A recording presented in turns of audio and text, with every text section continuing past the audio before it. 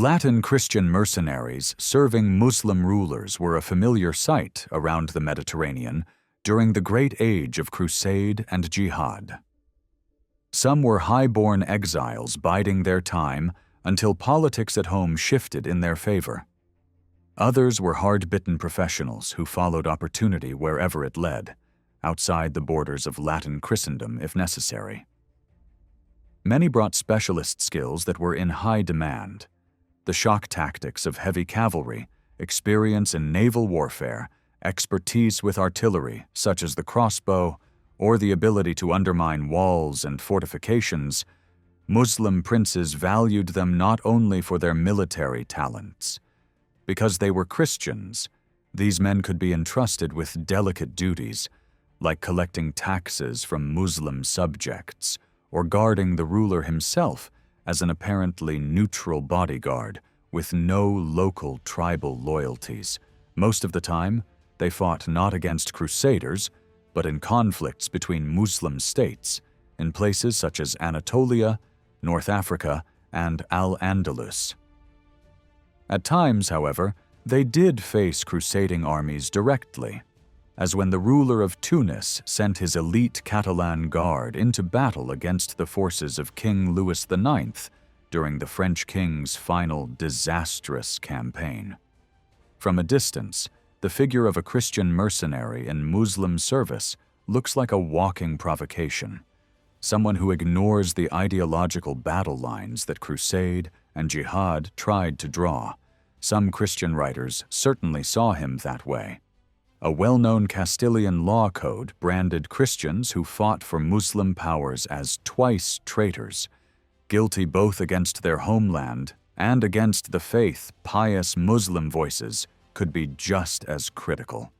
One story from Tunis tells of a ruler walking through the streets with his Christian guards at his side, only to be confronted by an old acquaintance, a devout ascetic, who cried out that such behavior was forbidden and cited an old legal maxim that God had forbidden seeking help from idol worshippers.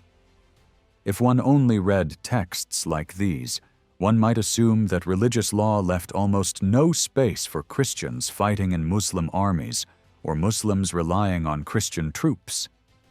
Yet mercenary warfare that crossed religious borders was deeply rooted in the life of the medieval Mediterranean. And when legal scholars began to think through the problem, they did not speak with a single harsh voice. Once we move beyond the occasional thunderous condemnation, a more nuanced picture appears. Both Christian canon lawyers and Muslim jurists produced a surprising range of opinions about military cooperation between the faiths. Many of them, far from treating the Christian soldier in Muslim pay as the pure opposite of a crusader or his employer as a traitor to the cause of jihad, carved out room for practical collaboration. Their generally flexible approach helped sustain the vibrant market for mercenary service in the Central and later Middle Ages, and raises an important question. In a world where merchants, sailors, craftsmen, and soldiers crossed confessional lines every day in search of income or profit, were religious authorities always trying to hold them back? Or did they sometimes legitimize and even encourage such crossings? In Islamic thought, the problem of non-Muslims fighting alongside Muslims was discussed from very early on. Traditions about the Prophet's career in Medina described a shifting pattern of alliances and confrontations with Jewish tribes in the city and with the pagan Quraysh of Mecca. Out of this experience grew a body of reports in which Muhammad sometimes refused and sometimes accepted military help from non-believers. Those reports, the hadiths, gave later jurists material that could support both restrictive and permissive positions. On one side were accounts in which the Prophet turned away polytheists or non-Muslim allies. A famous story has a pagan man approaching Muhammad as he prepared to march toward Badr. When the man asked to join, the Prophet first asked whether he believed in God and his messenger. Hearing that he did not, he sent him away, insisting that he would not rely on an idol worshipper. Only after the man later professed faith was he allowed to take part. Another report describes Muhammad refusing the support of a Jewish contingent before the Battle of Uhud, telling his followers that they would not be calling upon non-believers to fight other non-believers. In still other traditions, he is said simply to have declared that the Muslims did not need such help, or that the spoils of war belonged specifically to his community, a line that some jurists later took to mean that non-Muslims had no share in the plunder. Building on texts of this type, the Maliki school of law, dominant in North Africa and influential in later centuries, developed a cautious stance toward using non-Muslim soldiers. One of its formative jurists argued that Muslims should not seek assistance from polytheists at all, then immediately added a narrow exception. Non-Muslims might be employed as sailors or as low-status camp servants. This reflected reality on the early Muslim fleets, where Christian and Coptic crews worked the oars and sails while Muslim warriors did the fighting. It also revealed a concern with honor. Combat at close quarters, where glory and martyrdom might be won, was reserved for believers. Men of other faiths could row ships, carry baggage, or perform menial work, but the front line was not for them. Later, Maliki scholars kept this basic framework while adding more detail at the margins. One influential jurist allowed non-believers to work with siege engines, demolish enemy strongholds, fabricate useful equipment, or provide weapons to the Muslim ruler under limited agreements, especially when one group of non-Muslims was pitted against another. Another legal mind imagined local Christian communities living near the frontier, acting entirely on their own initiative, raiding Christian lands across the border and keeping whatever they seized, so long as Muslims had not sent them or fought alongside them. In all these cases, outsiders could assist, but always at arm's length and never as full comrades in arms. By insisting that non-Muslim allies stay on the fringes of the war effort, Maliki jurists pressed hard against the idea of full military partnership without entirely ignoring the practical benefits of auxiliary help. Their basic ban on shared combat remained in place through the later Middle Ages and was echoed by other strict schools, such as the Zahiri tradition, represented by Ibn Hazm. He was willing to let non-Muslims guide armies through unfamiliar terrain, but not to stand in the battle line. Even he, however, collected and considered reports of the Prophet fighting alongside Jews or pagans before eventually rejecting their legal force. Other scholars took a very different lesson from those same stories. Reports circulated of the Prophet campaigning with Jewish contingents and granting them a share of the spoils, sometimes equal to that of Muslims and sometimes reduced. There were also traditions about pagan guides hired to show the way through the desert, or about men who fought for Islam in battle and only later embraced the faith themselves. One saying, repeated in legal works, claimed that God would sometimes support the religion of Islam through men who would have no reward in the hereafter. A clear hint that useful service might come from those outside the community of believers. For many major figures in early and classical Islamic jurisprudence, these texts offered compelling proof that the Prophet had, in fact, made regular use of non-Muslim allies. A wide range of prominent jurists from different regions and schools accepted the idea of military cooperation across confessional lines, though always with conditions. Two restrictions were especially important. First, Muslim commanders had to retain overall control. One influential Hanafi text, framed as a dialogue between a pupil and his teacher, explains that there is no harm in seeking help from non-believers so long as Muslims hold the command. If the non-believers were to take charge of the joint army, Muslims were only allowed to fight under them in extreme situations when their own safety was clearly at risk and they were effectively fighting in self-defense.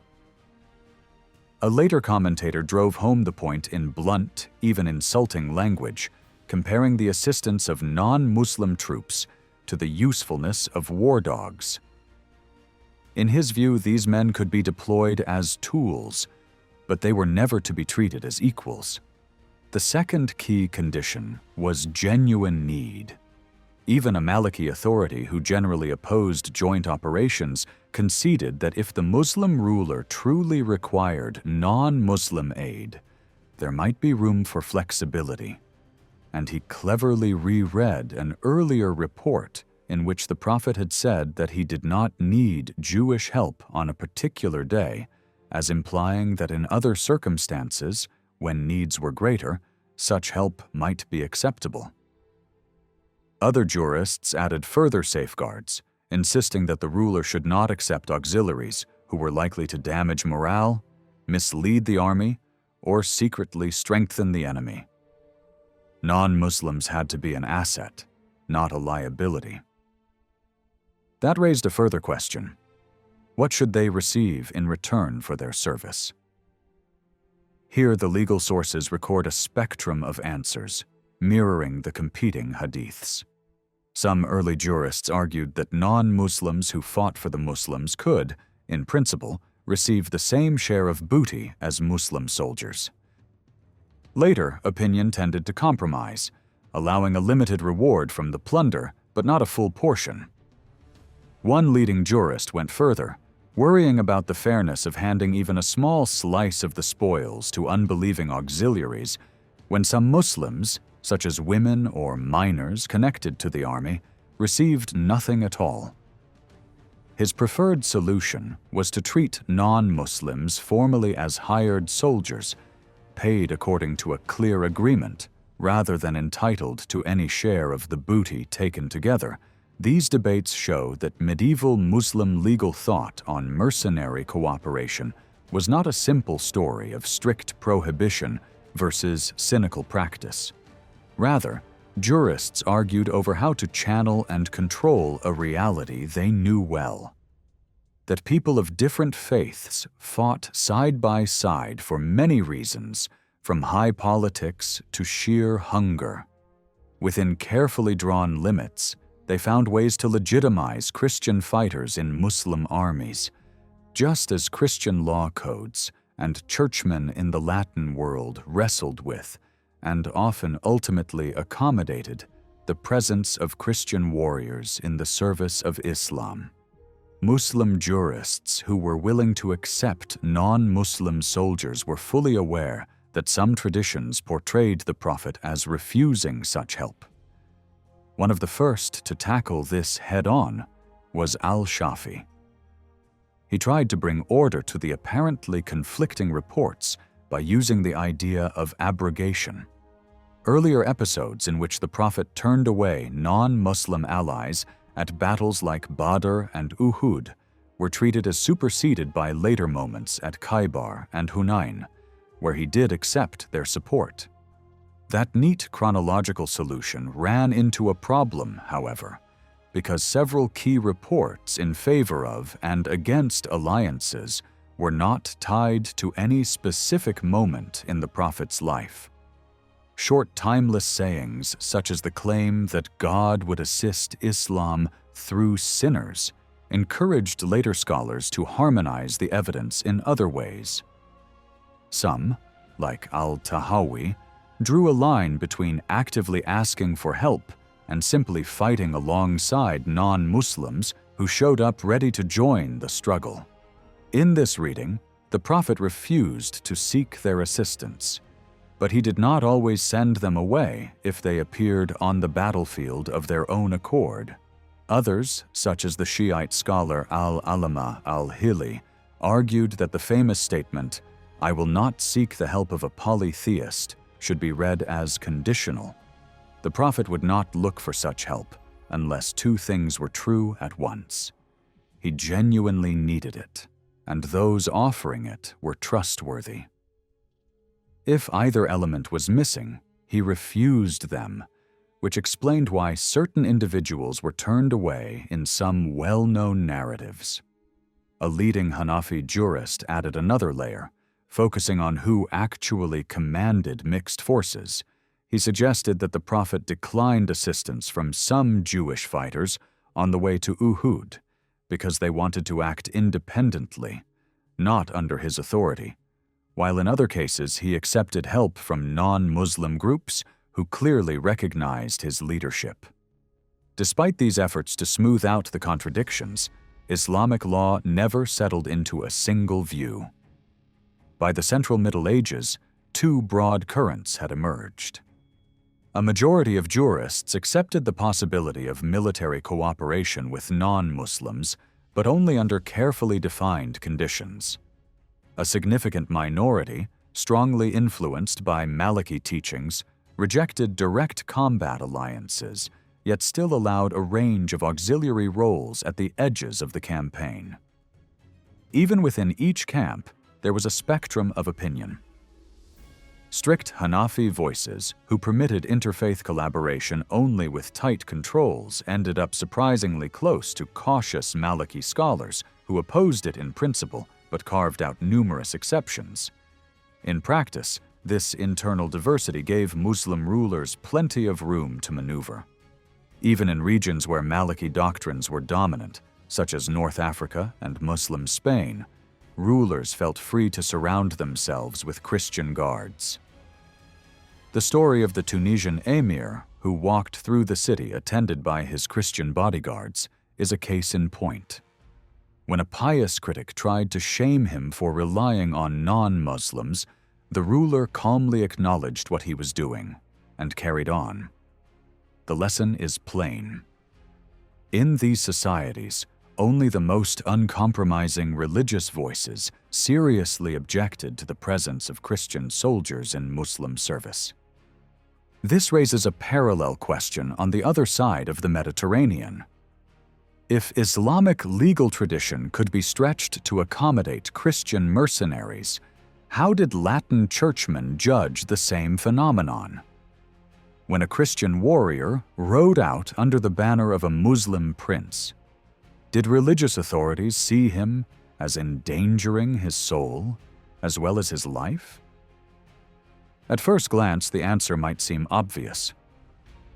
The papacy had long been uneasy about warfare for hire inside Europe, let alone in the armies of those it cast as enemies of the faith. The earliest church efforts to deal with mercenaries grew out of the peace and truce of God, a movement that tried to limit violence, which had become a chronic part of European life from the 10th century onward. Local assemblies and later formal church councils proclaimed that no one was to attack the most vulnerable members of society, and that fighting was to be suspended on certain days and seasons.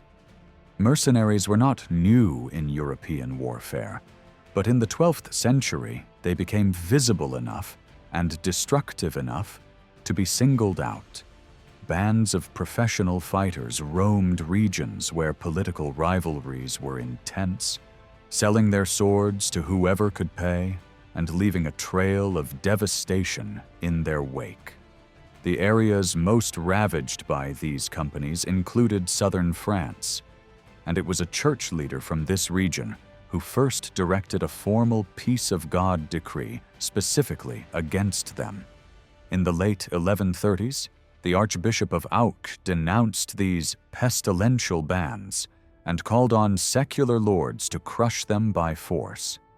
He offered spiritual rewards to those who answered the call, a reduction in penance for those who fought, and the full spiritual privilege normally attached to crusade for those who died. Here, the familiar protection of the peace was fused with the powerful incentives of crusading. Yet this stern stance did little to stop the mercenaries. It did, however, provide a model for papal action a few decades later.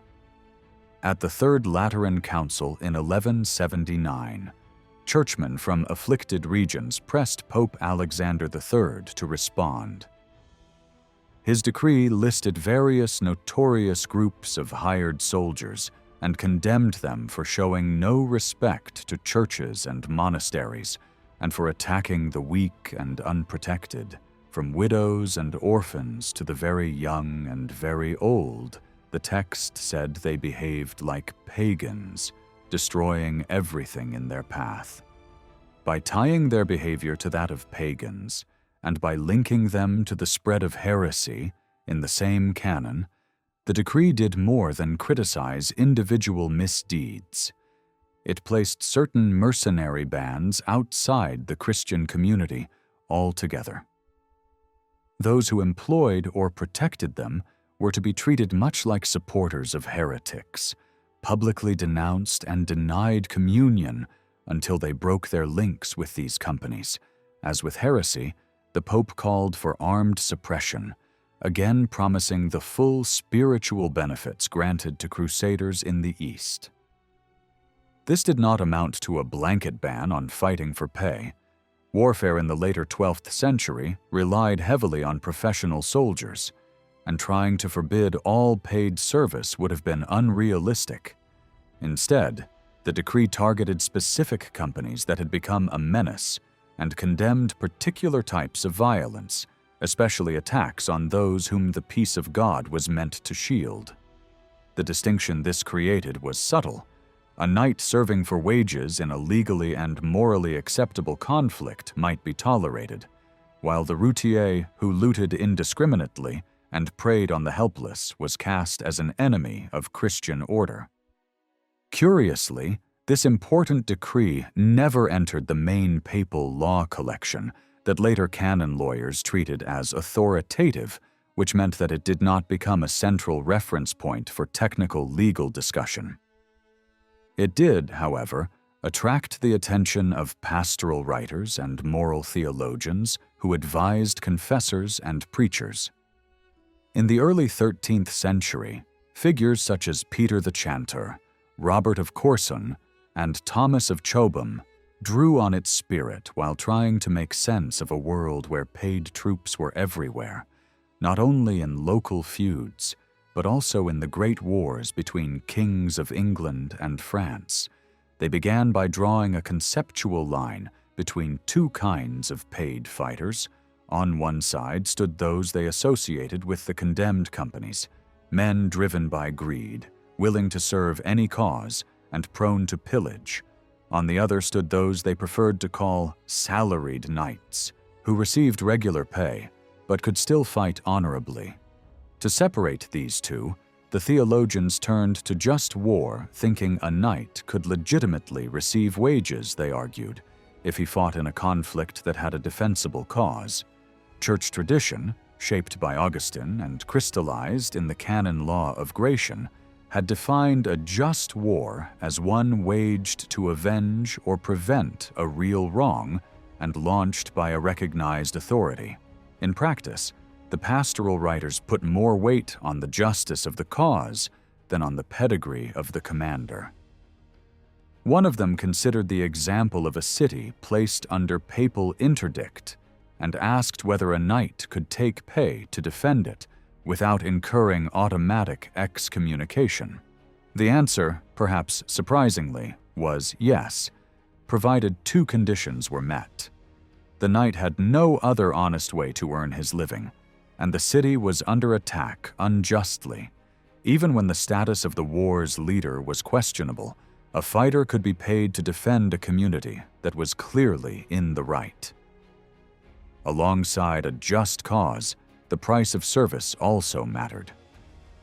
A legitimate wage-earning soldier was not supposed to enrich himself beyond his agreed pay.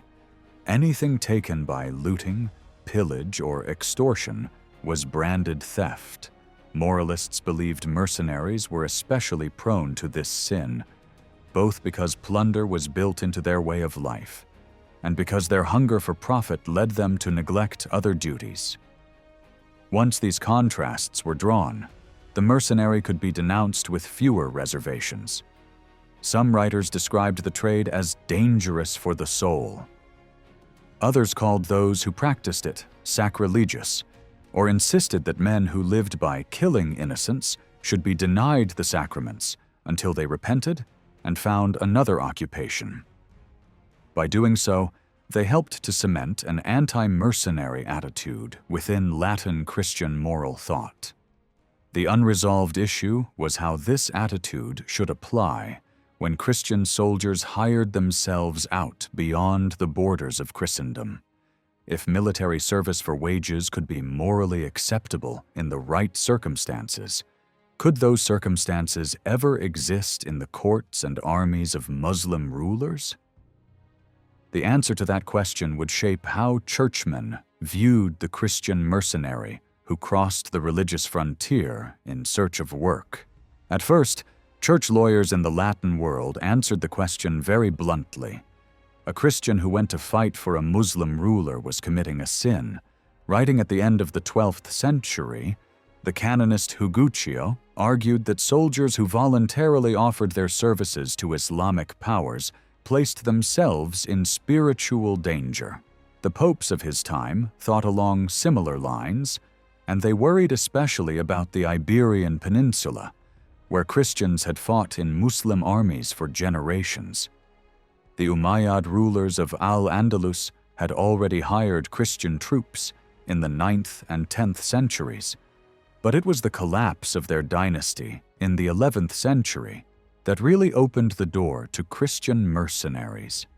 As power fragmented among the small Taifa kingdoms, these princes competed for the services of experienced Christian warriors.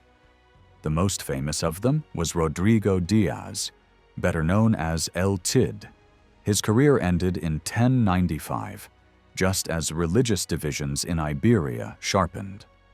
From the north, the language of holy war crossed the Pyrenees and increasingly shaped how Christian campaigns in Spain were described. From the south, two strict reform movements from North Africa, the Almoravids and then the Almohads, took control of Al-Andalus and presented themselves as champions of Islam. Neither side abandoned the practice of hiring Christian fighters or making alliances with Christian rulers when it suited them, but the atmosphere grew more charged.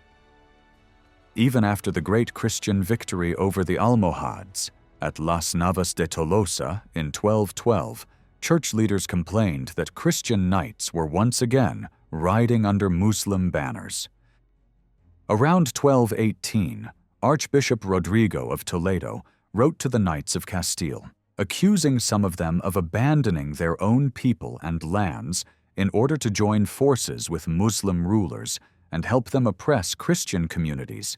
Secular law responded as well. The great Castilian law code, known as the Siete Partidas, branded nobles who left the kingdom on their own initiative to serve Muslim rulers in Iberia as traitors twice over. Traitors to God, because they aided enemies of the faith, and traitors to their rightful lord, because they returned to fight his forces and ravage his lands. Vassals who followed such a lord into Muslim service were judged guilty of the same betrayal. The language was dramatic and moralizing, yet the rule itself was more limited than it sounded. It did not cover men whom the king had formally exiled, and it was mainly concerned with those who returned to fight for Muslim Iberian rulers directly against their former Christian prince. It said nothing about Christians who sought employment with Muslim powers across the sea in North Africa. In Rome, the papacy condemned Christian military support for Iberian Muslims on two main grounds. It threatened Christian lives and territories in Spain, and it undermined crusading plans in the region. These worries are especially clear in the letters of Pope Celestine III, who ruled in the 1190s and tried hard to rally Iberian kings for a concerted crusade. In 1195, a crusading army he had encouraged was crushed by the Almohads at the Battle of Alarcos. Afterwards, the Caliph Abu Yusuf Yaqub al-Mansur cultivated Christian allies and succeeded in drawing Duke Sancho of Navarre and King Alfonso IX of Leon into his orbit.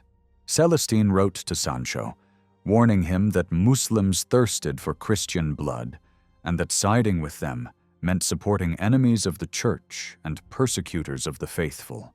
He urged the Duke to break with the Almohads and instead take up arms against them as a crusader. Alfonso of Leon received harsher treatment. Celestine excommunicated him, released his subjects from their oath of loyalty, and invited other Christian princes, such as the King of Portugal, to invade his lands with crusader privileges.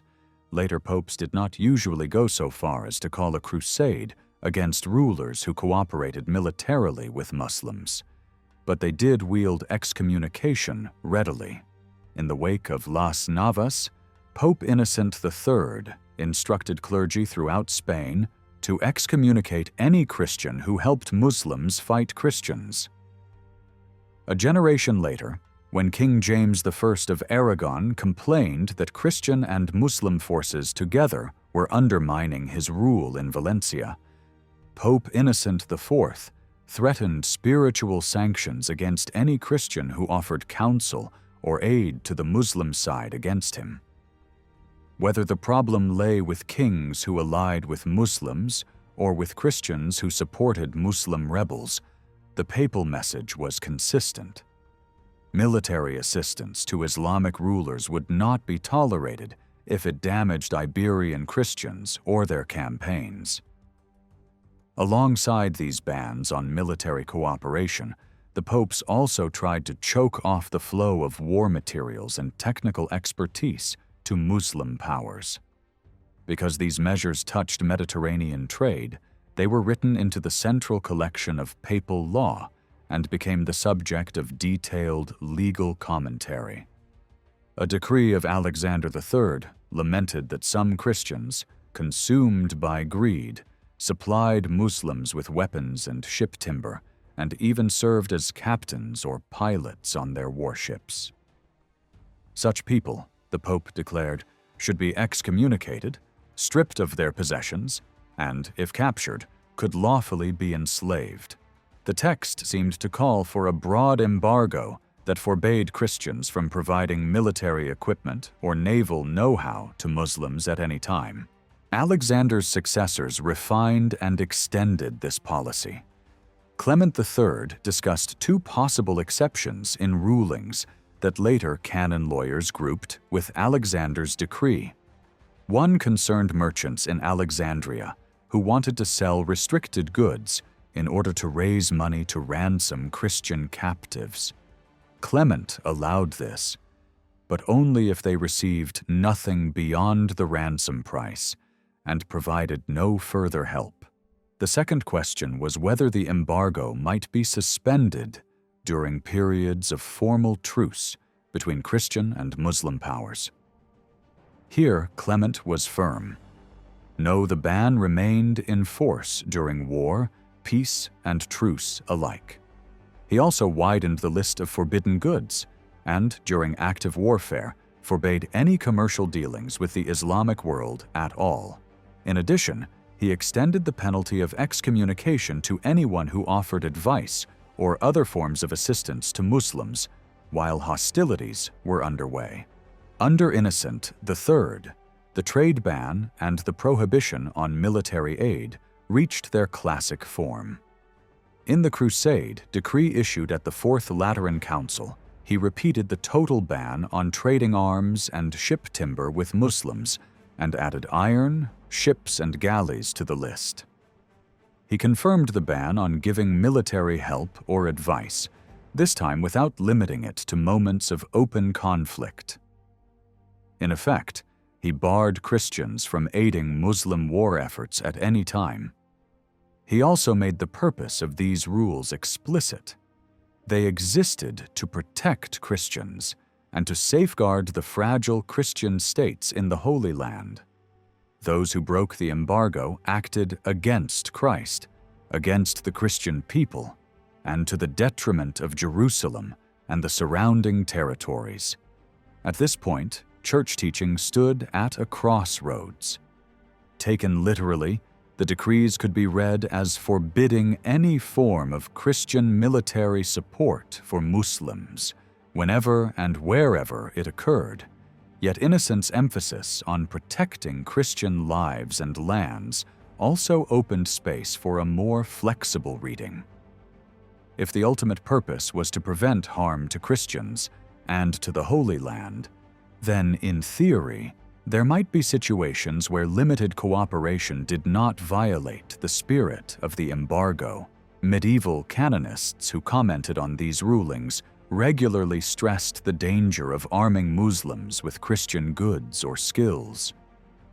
One legal writer warned that Christians must not send arms because Muslims had already used such weapons against them, contributing to the ruin of the Kingdom of Jerusalem.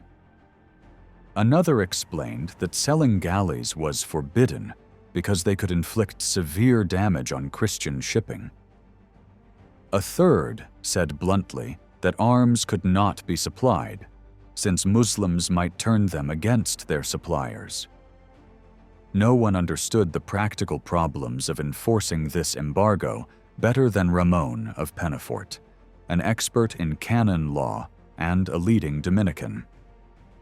In the early 13th century, the heads of the Dominican and Franciscan houses in Tunis sent him a long list of questions. They were working in a Muslim city where Christian merchants, craftsmen, and sailors lived alongside Muslim traders and officials. These friars wanted to know how to guide their flock and when to impose penalties. Their questions covered everything from whether horseshoes or saddles should count as military items, to the status of foodstuffs like wheat and beans, to complex scenarios involving merchants who brought weapons into Muslim lands for self-defense, and then tried to sell them.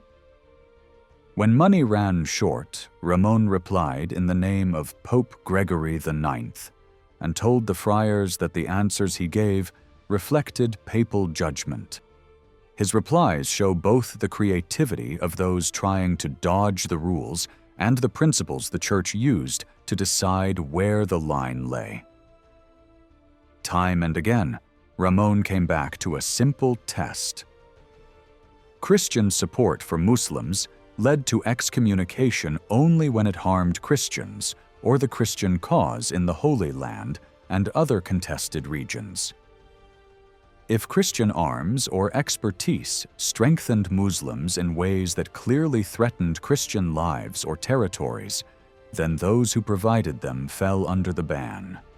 If not, then their actions, while still morally risky and often tied to greed, did not automatically cut them off from the Church. When asked directly whether Christians who helped Muslims through their military skills should always be excommunicated, Ramon's answer was revealing. He said they should not, unless what they did was to the detriment of the Holy Land or other Christian communities. In that brief sentence, he and the Pope set out the key principle that governed the case of the Christian mercenary in Muslim service. Even though mercenary warfare was dangerous for the soul and was sometimes portrayed as close to heresy or paganism, a Christian who took pay from a Muslim ruler was not automatically expelled from the community of the faithful. As long as his actions did not clearly harm Christians or undermine crusading efforts, he might still be considered a Christian in good standing, even while he fought beyond the borders of Christendom and under the banner of a rival faith. The most striking legacy left by the Crusaders during their 2 centuries in the Levant is the chain of massive fortresses and fortified towns that still overlook the region. Places like Krak de Chevaliers, Margat, Saône, Giblet, Sidon, Krak, Montréal, Belvoir, and Chastel-Pèlerin remain some of the most imposing medieval structures anywhere in the world. They rise above their landscapes like silent witnesses to a time when the Eastern Mediterranean was a crossroads of armies, cultures, and competing powers. Although many of these sites have been explored in recent decades, they continue to raise countless questions. Scholars still debate how these fortresses were planned, what cultural influences shaped their architecture, how they related to nearby settlements, and how they functioned not only as military bases, but as symbols of authority and instruments of governance. Their monumental design and often innovative defensive features, far ahead of what was being built in Europe at the same time, have fascinated generations of travelers and researchers. Serious academic study of these fortifications began in the 19th century, when the French historian Emmanuel Guillaume Rey undertook a series of research trips and produced the first systematic survey of Crusader castles. His work, supported by early photography, preserved many details that later disappeared. This foundation was strengthened when Max van Berchem analyzed Arabic inscriptions on the structures, revealing complex building histories and layers of reconstruction that earlier scholars had not understood.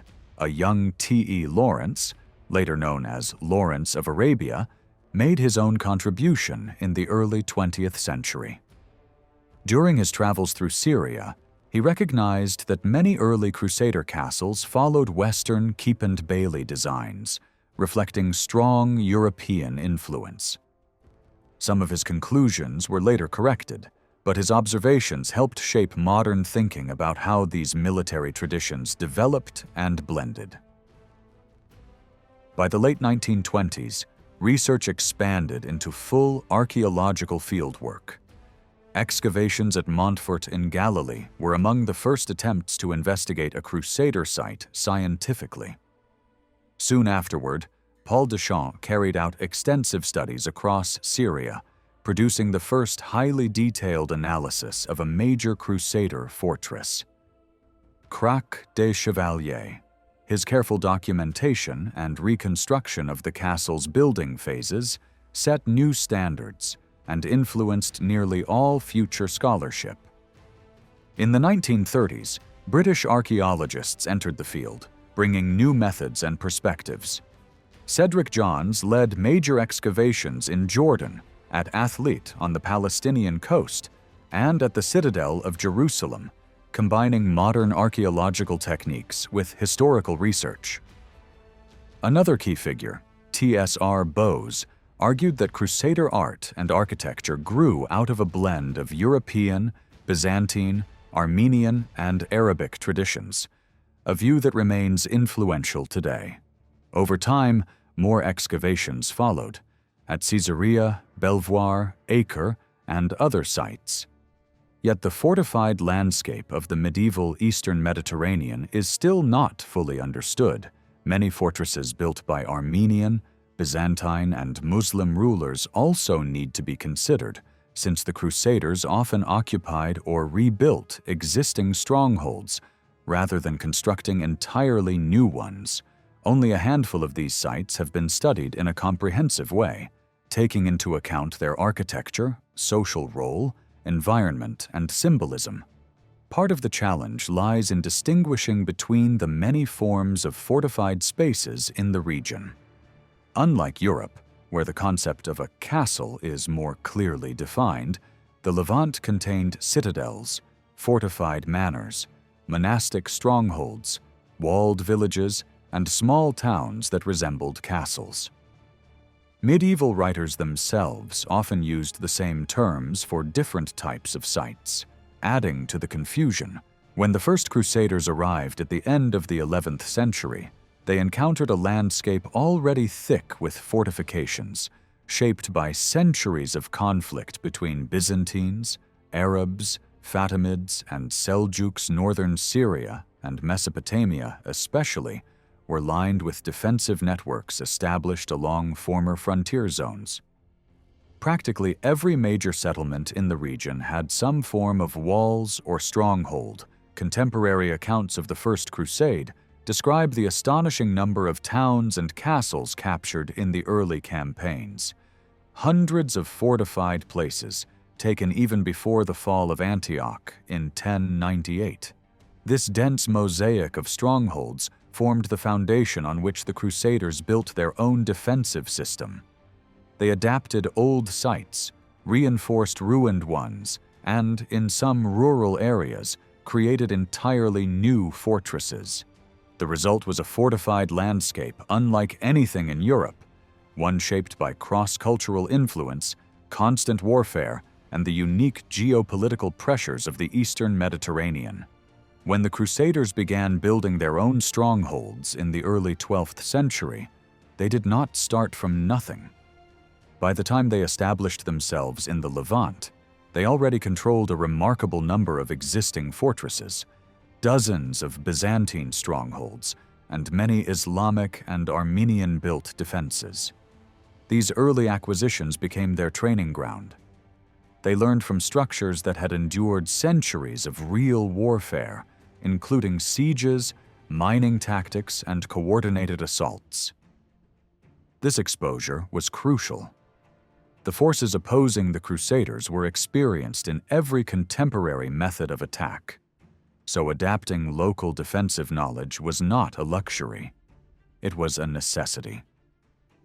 Early Crusader strongholds clearly show how quickly they absorbed Eastern architectural ideas.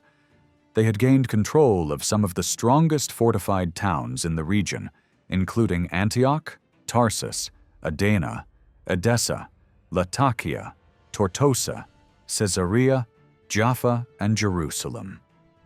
Access to Byzantine and Armenian masons, who were among the finest builders of the era, accelerated their transformation. These craftsmen brought with them deep familiarity with Eastern military engineering, allowing the newcomers to construct fortifications far beyond what was common in Western Europe. As the Crusader states took shape, their fortification efforts unfolded in several distinct waves. The first years after 1097 were defined by rapid conquest and the occupation of pre-existing strongholds. During this period, amid constant fighting and shifting front lines, new stone castles began appearing at key strategic points. These early structures served immediate battlefield needs, securing roads, supporting sieges, blocking enemy movements, and protecting newly seized territories. The small ring of siege castles built around Antioch in 1097 to 98 marked the beginning of Crusader stone fortification.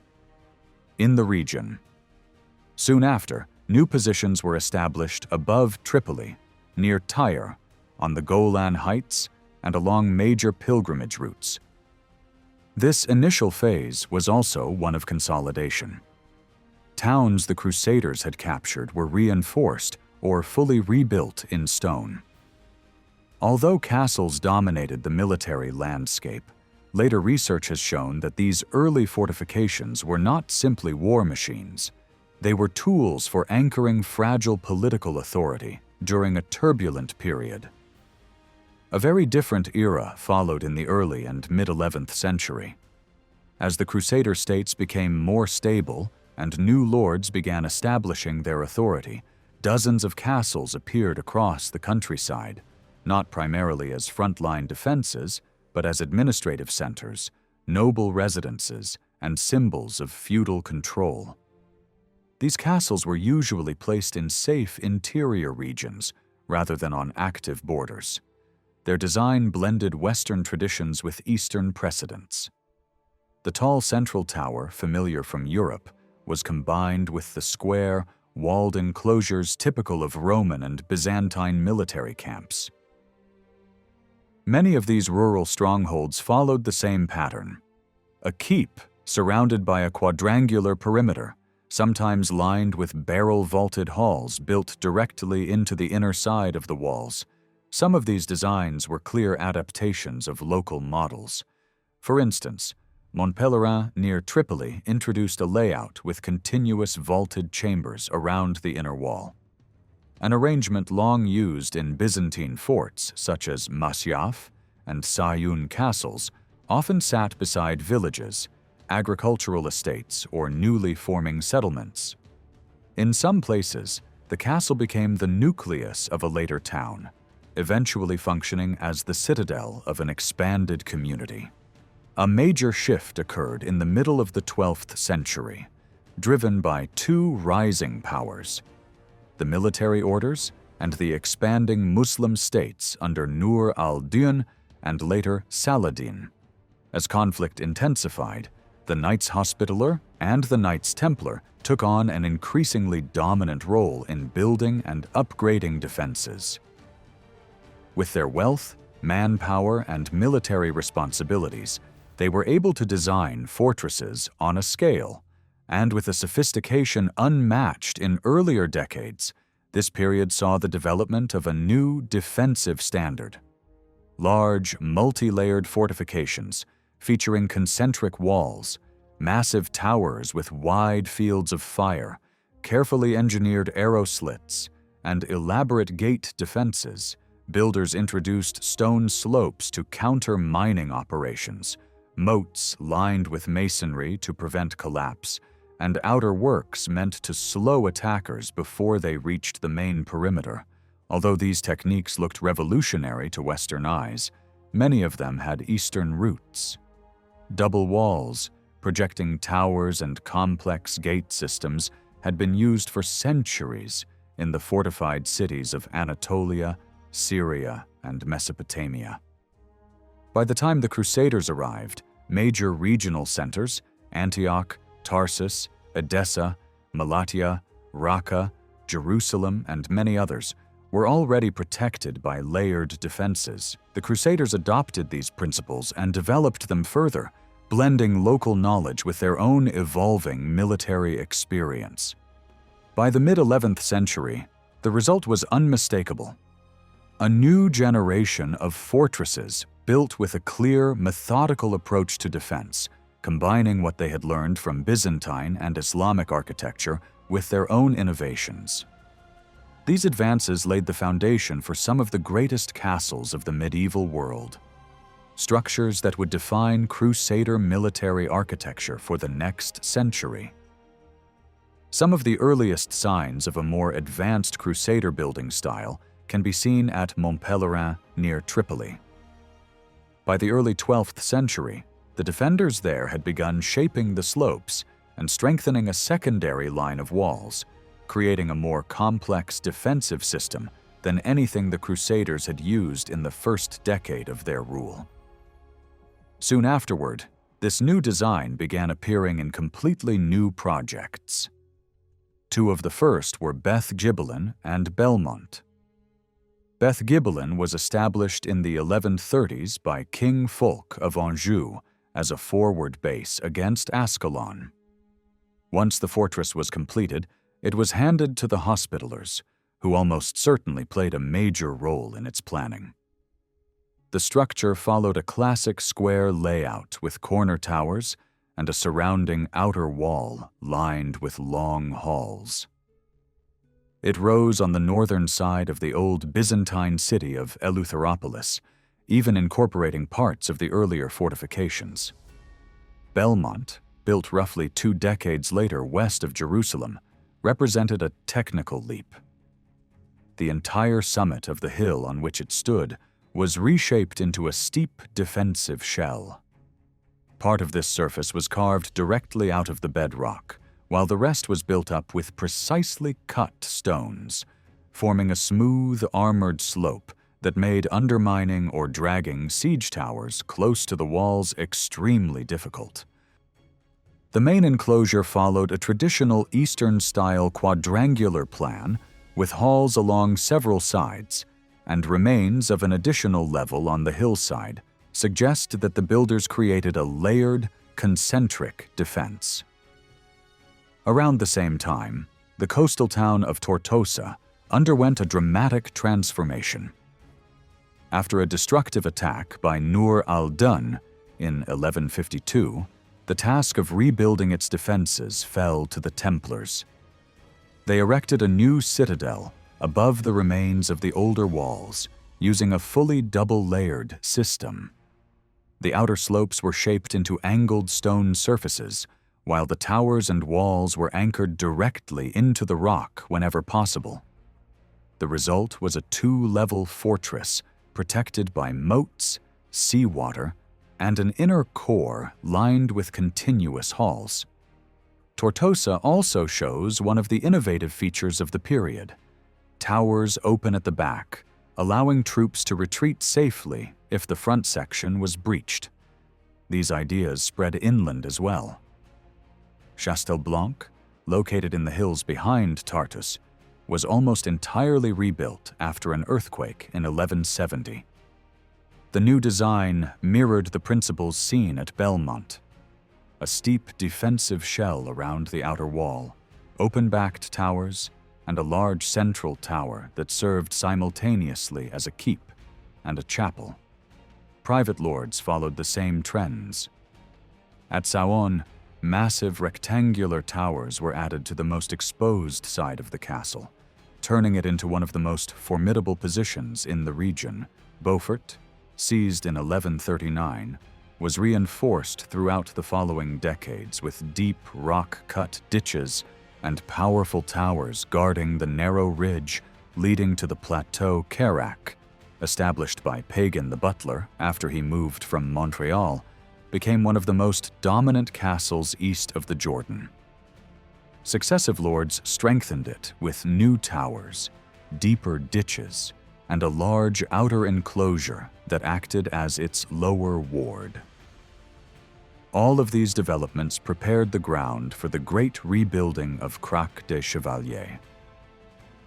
After the fortress was devastated by the earthquake of 1170, the Hospitallers rebuilt it almost entirely. The new design expanded the earlier trapezoidal plan and surrounded it with additional walls, a stronger forewall, and a large outer courtyard. A heavily fortified gateway and an outer southern enclosure completed the arrangement. The interlocking layers of defenses point to the involvement of the same craftsmen who had worked at Tortosa. At the same moment, the Hospitallers launched one of the most ambitious construction projects of the 12th century at Belvoir. This castle, overlooking the Jordan Valley, became the clearest expression of the castle within a castle principle. A perfectly organized square inner fortress, complete with corner towers and long vaulted halls, was enclosed by a larger polygonal outer fortress of similar strength. Every tower sat on top of angled stone slopes, rising from a deep moat, and every wall was built to maximize resistance to sapping and direct assault. Complex gateways forced attackers to pass through several turns while exposed to fire from above. Belvoir embodied the full maturity of Crusader military engineering, and it took Saladin a year and a half to break its defenses, which finally collapsed only after a key section of the Eastern Front gave way. After Saladin's victories, a new phase began. Many coastal towns and castles that the Crusaders recaptured during later Crusades had been intentionally dismantled by Muslim rulers to prevent their reuse. As a result, the late 12th and early 13th centuries saw major rebuilding campaigns.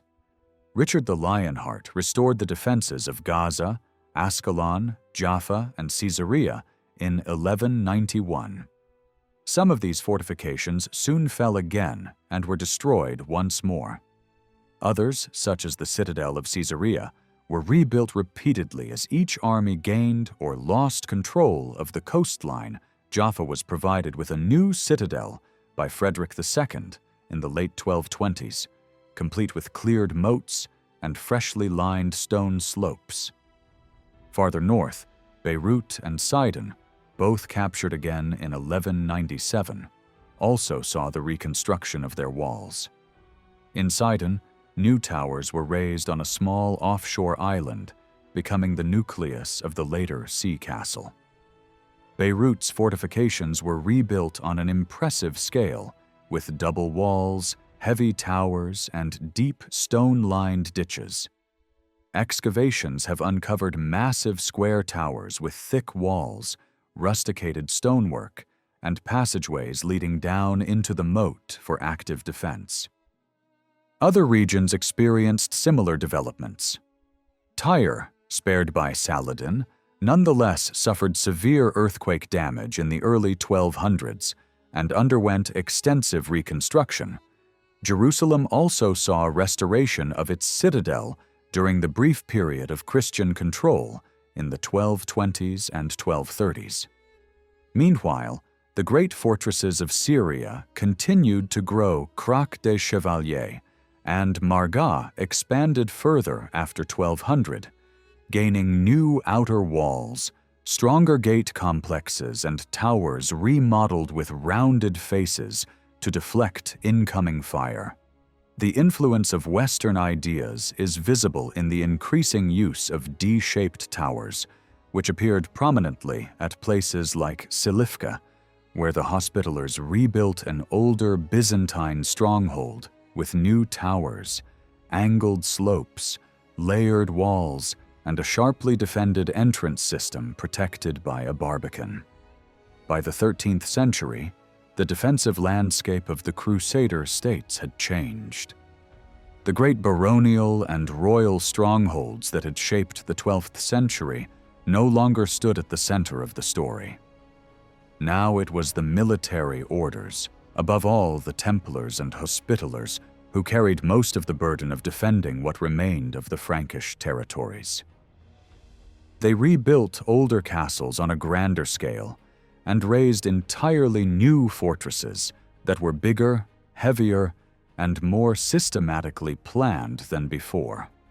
At the same time, King Louis IX of France launched his own program of strengthening key coastal cities in the Levant, bringing with him not only money and manpower, but also the building habits and stylistic tastes of the Gothic West.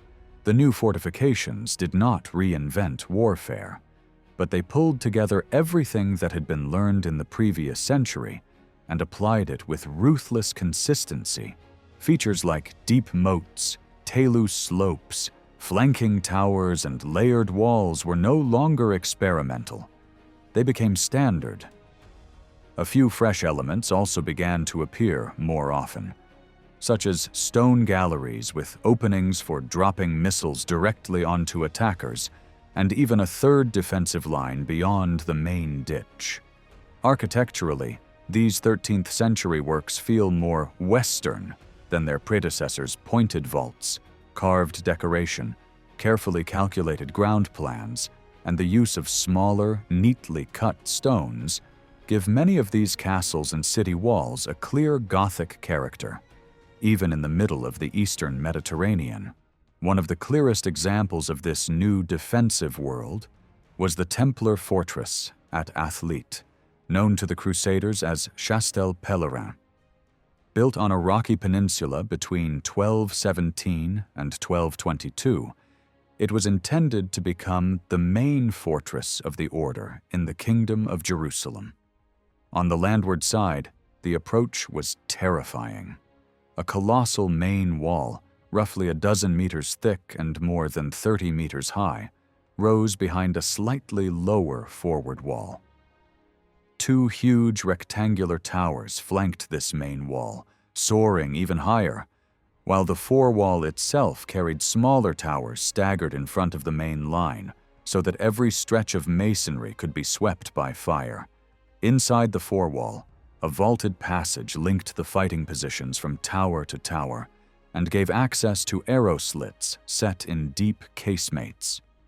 Above, a parapet with merlons allowed archers and crossbowmen to fire in safety. The gate towers had side entrances shielded from above by projecting stone galleries used for vertical fire. In front of everything stretched a wide moat, around 25 meters across, with a stone-faced outer bank that formed yet another line of defense. Within the fortress, a rectangular inner court was wrapped in halls and surrounded in turn by a polygonal outer enclosure, creating a fully concentric plan. Despite all this strength, even Athlet could not stand alone after the fall of Acre, and the Templars eventually had to abandon it in 1291 further inland. the Teutonic Knights built their own headquarters at Montfort in the Galilean hills from 1226 onward. The castle stood along a narrow rocky ridge, shielded on its most vulnerable side by deep, rock-cut ditches and a massive D-shaped tower that dominated the approach. This great front tower rested on a solid base and contained both a water cistern and a chapel, with its outer faces built of neatly dressed stones that gave it a sharp, imposing profile. Behind it stretched a long, narrow range of halls that formed the main residential block of the castle, ending in a heavily built structure at the western tip of the ridge. The great hall inside, with its vaults carried by a central octagonal pier, reminded visitors that this was not only a fortress, but also a seat of lordship. A lower outer wall completed the complex. Even so, Montfort fell to the Mamluk Sultan Baybars in 1271 and was deliberately dismantled afterward. Along the coast, the Templar citadel of Tortosa continued to evolve. In the 13th century, its main walls were raised higher and given additional firing galleries. Rows of arrow slits alternated with square openings designed for powerful crossbows or other heavier machines. A new chapel and a grand hall facing the inner side of the northern wall gave the fortress both a ceremonial heart and space for gatherings. At Safed, a hilltop stronghold described as the key to all Galilee, the changes were even more dramatic. After earlier rulers had stripped the site of its walls, the Templars received it back in 1240 and rebuilt it from the ground up with enormous effort and expense. Contemporary descriptions tell of an oval fortress stretching across the summit of the hill, with 2 rings of walls separated by ditches. The inner wall rose to great height and was studded with large rectangular towers, while the outer wall, also towered, sat above a sloping stone skin that concealed galleries inside. From these hidden positions, crossbowmen could operate heavy engines and fire into the ditch below. Beyond lay yet another outer ditch and rampart. Though later earthquakes reduced Safed to ruins, the scale of the project shows how seriously the Crusaders still took the defense of the region. Other sites also saw substantial renewal. The citadel of Ascalon, reoccupied in the late 1230s, was given new walls and a steep stone facing over the old earth ramparts of the Bronze Age, along with a double-walled core and a complex gate passage. At Arsur, John of Ibelin rebuilt the cliff-edge castle from 1241 onward into a compact but heavily defended citadel overlooking a small harbor. An octagonal central tower stood at the heart of a small ward, ringed by halls and enclosed within a 5-sided line of walls with rounded corner towers. The main gate on the eastern side was flanked by 2 U-shaped towers that follow Western fashions of the time. Outside this core ran a forward wall that wrapped around the towers, and gate in sweeping semicircular bastions, all set above a high sloping base. A wide, deep ditch separated the fortress from the surrounding land, and beyond that, a further polygonal wall formed a 3rd defensive ring. The combination of layered walls, powerful towers, and Gothic detail makes Arsur one of the clearest examples of strong Western influence in a Levantine setting. King Louis IX's personal involvement in fortification is most visible in the coastal cities. After his failed Egyptian campaign, he reached Acre in 1250 and ordered the defensive line of the northern suburb of Montmoussard to be rebuilt. There, as along the main city walls, a double system of main wall and forewall was laid out, each section strengthened with towers. Within Acre itself, the Hospitallers had created a great compound in the northern part of the city that incorporated part of the wall and one of its gates. This complex, laid out like a fortified square with a church and vast vaulted halls, served as a logistical and administrative center as much as a fortress. The Templars maintained their own quarter on a rocky spur at the southwestern corner of Acre, driving strongly fortified works out into the sea, though little of it survives today. Louis also sponsored a complete rebuilding of Caesarea's defenses in the early 1250s.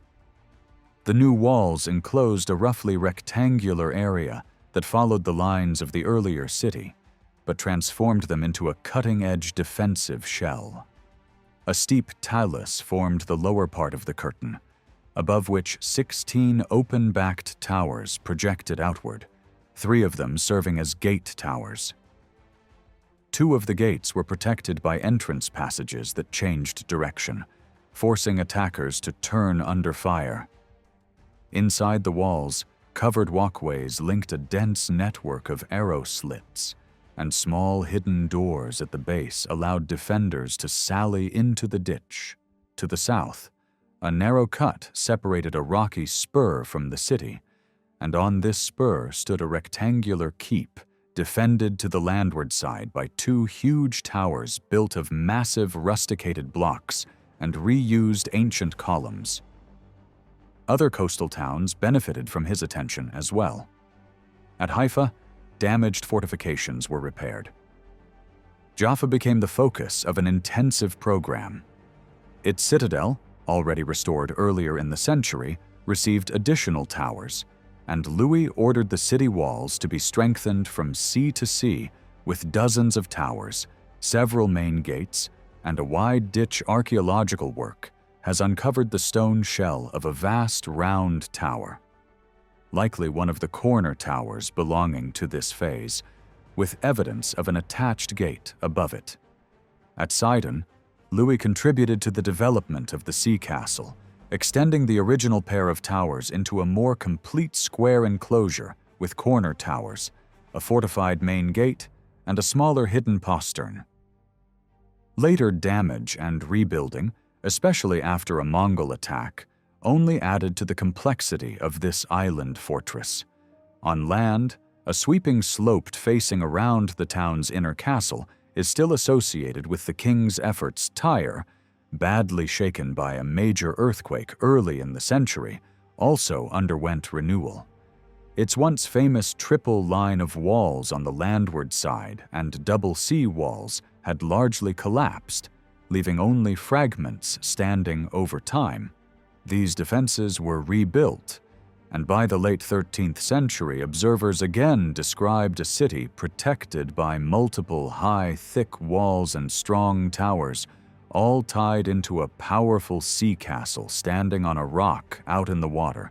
That castle linked the harbor to the land defenses and symbolized the stubborn resilience of the last major coastal stronghold of the Crusaders. When Ibn al-Athir passed the fields of Hattin 2 years after Saladin's victory, he described a landscape still marked by death.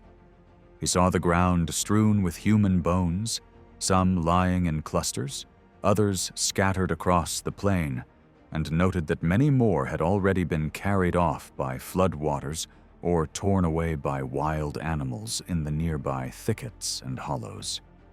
He was not only recording a chilling impression of the battlefield, but also, in a sense, giving an early description of how natural forces reshape a place of slaughter over time.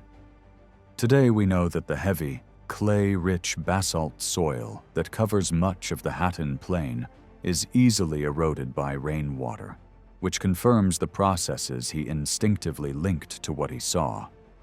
Torrents that wash remains away, and animals that disperse them through the landscape between those events and the present lie centuries of change. Fields have been plowed, paths and roads shifted, settlements grown and vanished, and the natural environment has continued to work on whatever the armies of the past left behind, both at Hattin and at other medieval battlefields such as Arsuf. The people who fought were shaped by their surroundings long before the first arrow flew, by heat and thirst, by the nature of the soil beneath their feet, by the availability of water, by the shape of hills and valleys. The traces they left in turn have been battered by sun and rain, by seasonal floods, by plants, animals, and human activity. If we want to reconstruct what actually happened, we cannot rely on written accounts and a quick look at the modern terrain alone. We have to think about climate, geology, vegetation, and light, and how all of these things affect both warfare and the survival of physical remains. Modern warfare studies have long recognized that nothing slows or redirects an army more powerfully than obstacles imposed by other people. Walls, ditches, embankments, plowed fields, roads, terraces, and cultivated strips can all shape the path troops are able to take. To grasp any battle in its full complexity, we need to set it on a reconstructed map of the landscape as it was then, not as it looks now. Archaeological traces, such as field systems, abandoned paths, terraces, earthworks, and small rural sites, must be considered alongside historical descriptions and environmental data because landscapes are dynamic and constantly changing. Researchers need to step outside the boundaries of a single discipline and combine methods and insights from history, archaeology, geography, and environmental science. In practice, this means working with three core types of evidence: the environment in which events took place, the material remains left in the ground, and the written sources composed afterwards. Approached in this way, environmental and archaeological perspectives can transform our understanding of medieval battles. Two key examples from the age of the Crusader Kingdom of Jerusalem illustrate this potential especially well. The Battle of Hattin, fought on the 3rd to 4th of July, 1187, and the Battle of Arsuf, fought on the 7th of September, 1191. Only a little over 4 years separate them, and some of the same leading figures were present at both. Yet they unfolded in very different landscapes. Hattin played out in the middle and eastern Lower Galilee, on a rolling plateau of basalt and clay, whereas Arsuf was fought along the Mediterranean coastal plain. Both were open-field battles in which large armies were almost constantly on the move over several days. In both cases, casualties were heavy, yet the dead and the debris of war were not sealed beneath a tidy destruction layer. Bodies and objects remained exposed on the surface, vulnerable to erosion, scavenging, and later reuse. Because of this, archaeologists cannot rely on the usual methods developed for compact, stratified sites. New approaches are needed, aimed at reading subtle traces across a wide and ever-changing landscape. The Hattin campaign formed part of a wider jihad effort against the Latin Kingdom of Jerusalem. Saladin began gathering his forces east of the Jordan in the spring of 1187. On the 1st of May, a powerful Muslim cavalry force crossed into Galilee and clashed with a small Frankish detachment near the springs of Cresson. The Franks, led by the Grand Masters of the Templars and Hospitallers, were almost annihilated. Only a handful escaped, including the Templar master himself. This clash did more than heighten tension. It also allowed many of Saladin's senior commanders to become familiar with the same terrain in which they would later fight at Hattin. In late June, the main Ayyubid army crossed the Jordan again, took the village of Kafr Sabt, and occupied key points across the eastern Lower Galilee and along the road from Sephori to Tiberias. On the 2nd of July, one of Saladin's contingents stormed Tiberias and placed its castle under siege. Inside the Frankish high command, tempers flared.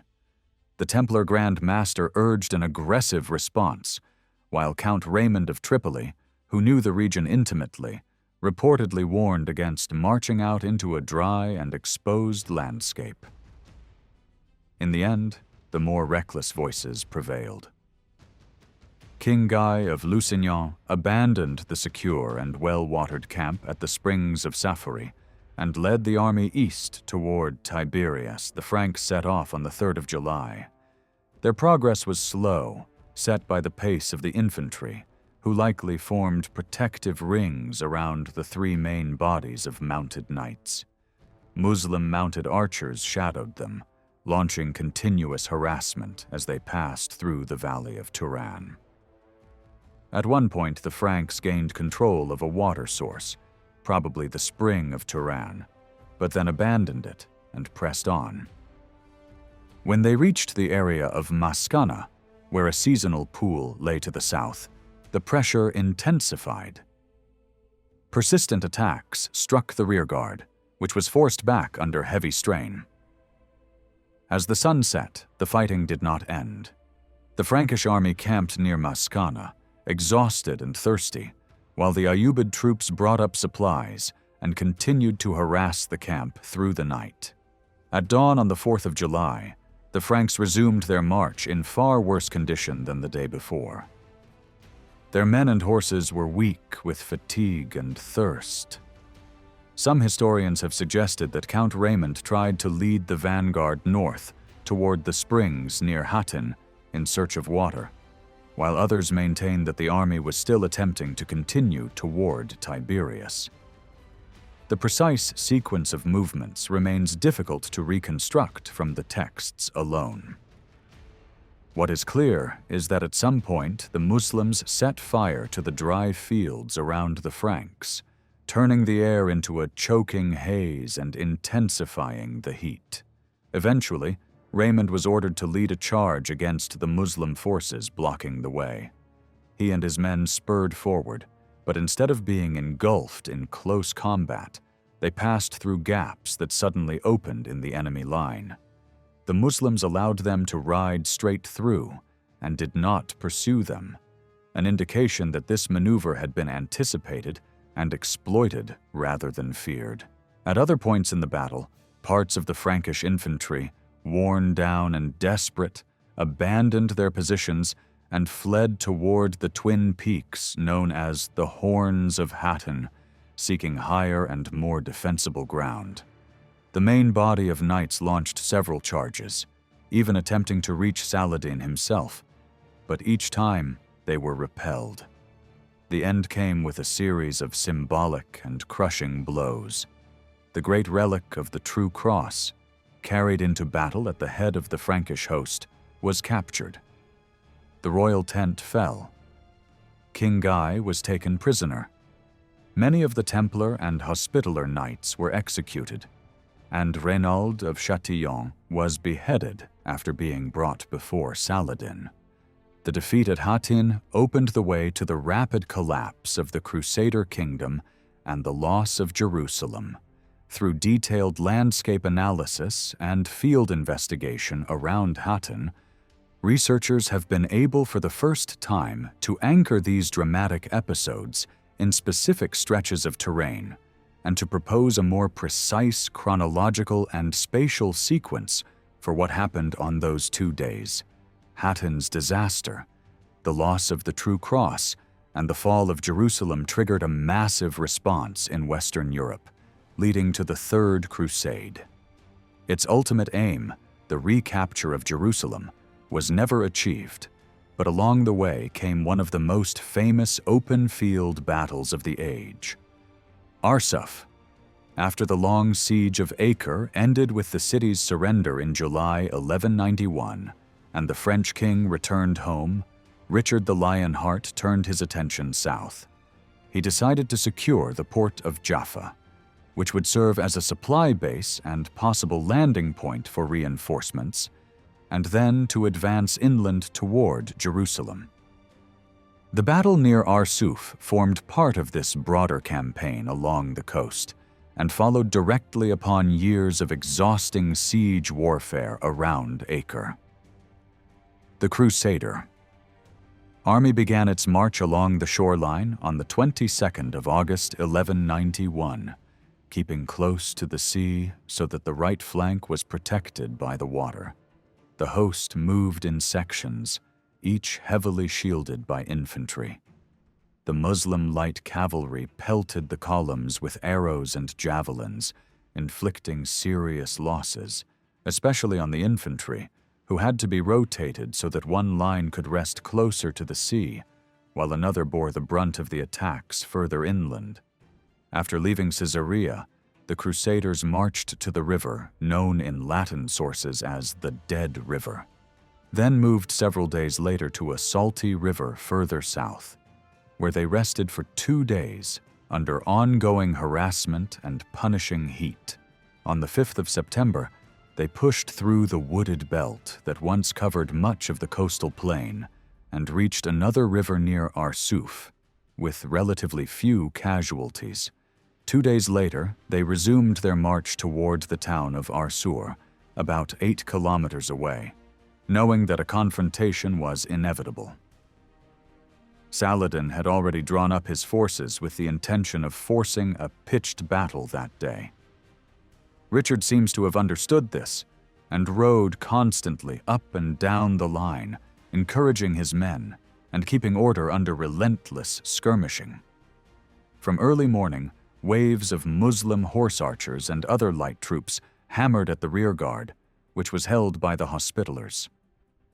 As the army neared Arsuf in mid-morning, the pressure intensified. Many Crusader horses were killed or wounded, and the Hospitallers came close to breaking point. Richard held back, refusing to launch the heavy cavalry too early. Saladin responded by committing more and more of his best troops, including elements of his personal guard, to the attack on the Crusader rear. Eventually, the strain grew unbearable. The Hospitaller Grand Master, Garnier de Naples, and a knight named Baldwin Carew could no longer endure the constant punishment and lack of room to maneuver. They spurred their horses forward and charged out of the line, shouting the battle cry of St. George. Their rash move instantly drew in the rest of the Hospitallers, and then other units followed. Although the charge began earlier than Richard had planned, he seized the opportunity, ordered a general assault, and turned a potential disaster into a coordinated attack. The heavily armored knights burst through the infantry screen and drove against the Muslim lines from west to east. The first wave did not immediately smash the opposing army. It took at least 1 or 2 more charges to begin to break Saladin's formations and send them into retreat. By the end of the day, Muslim forces were withdrawing from the field, leaving many dead behind. Saladin's own son, who had watched events unfold at close hand, was deeply shaken by the experience. The Battle of Hattin unfolded across the central and eastern parts of the Lower Galilee, a region shaped by long ridges running west to east, with broad valleys between them. To the north rises the Nazareth Range, made of soft limestone that supports thick vegetation and, in earlier centuries, intensive cultivation. Just to the south stands Mount Turan, composed of much harder dolomite. Here the landscape is far barer, with almost no natural cover. Between these two contrasting ridges lies the Turan Valley, filled with deep alluvial soils that tend to flood during the rainy season. The same kind of heavy sediment also carpets the Beit Netafa, or Al-Batuf Valley, to the north of Mount Turan. Further east, the Lower Galilee is formed by a series of tilted blocks covered with basalt stones. The western edges of the Arbel and Poraya blocks are again cut in softer limestone, creating hilly ground that runs roughly north to south and separates the high Maskana Plateau from the open plain of Hattin. This zone includes some of the highest points in the eastern Lower Galilee.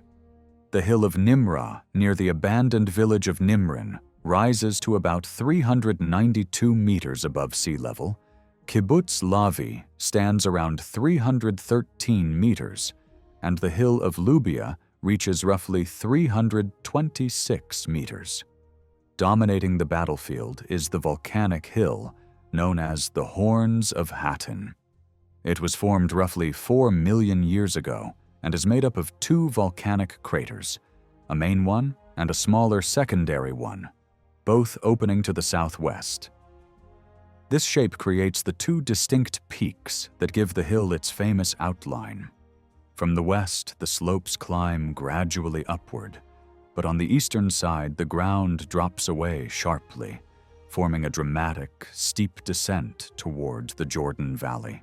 The wider battlefield of Hattin stretches over an area of about 26 kilometers, and large parts of it have been transformed in the 20th century by roads, settlements, and modern infrastructure. For that reason, recent research has focused on a more limited zone between Maskana and the Arbel Valley, covering the critical period from the evening of the 3rd of July to midday on the 4th of July, 1187. This sector is still less heavily built up than the areas further east. Even so, it includes kibbutzim, such as Lavi and Hodayot, major highways, an industrial area, a museum at the Golani Junction, and the shrine of Nabi Shuaib. The Battle of Arsuf took place in a very different setting, in the southern part of the Sharon Plain along the central coastal strip of what is now Israel. This region runs between the Yarkon River in the south and the Tananim River, a little north of Caesarea.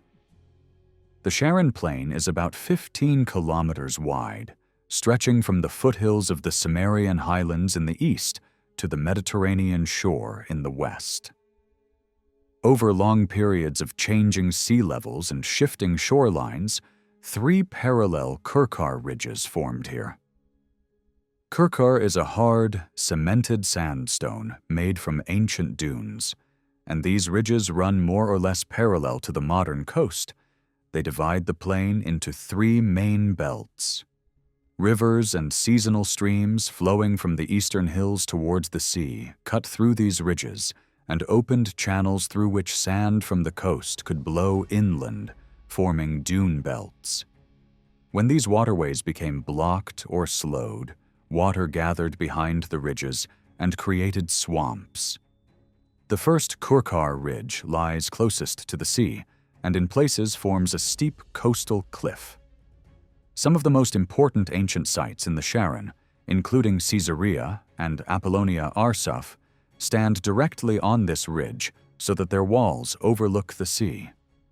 To the east, the ridge slopes down into a long, shallow depression known as the Sharon Swale, a north-south valley between the first and second ridges. For centuries, the main coastal road ran along the eastern edge of this swale. The second ridge is built of denser Kurkar rock, making it a stable platform for building. Throughout history, people have used it for settlements, stone quarries, rock-cut tombs, and agricultural installations. East of this ridge lies another wide belt of alluvial soil. Then comes the third Kurkar ridge, now almost completely covered with red sandy soils that blend into the Hamra dunes further east. Because drainage in the eastern Sharon is poor, winter rains often create temporary pools and boggy ground. For much of history, this area was famous for its swamps.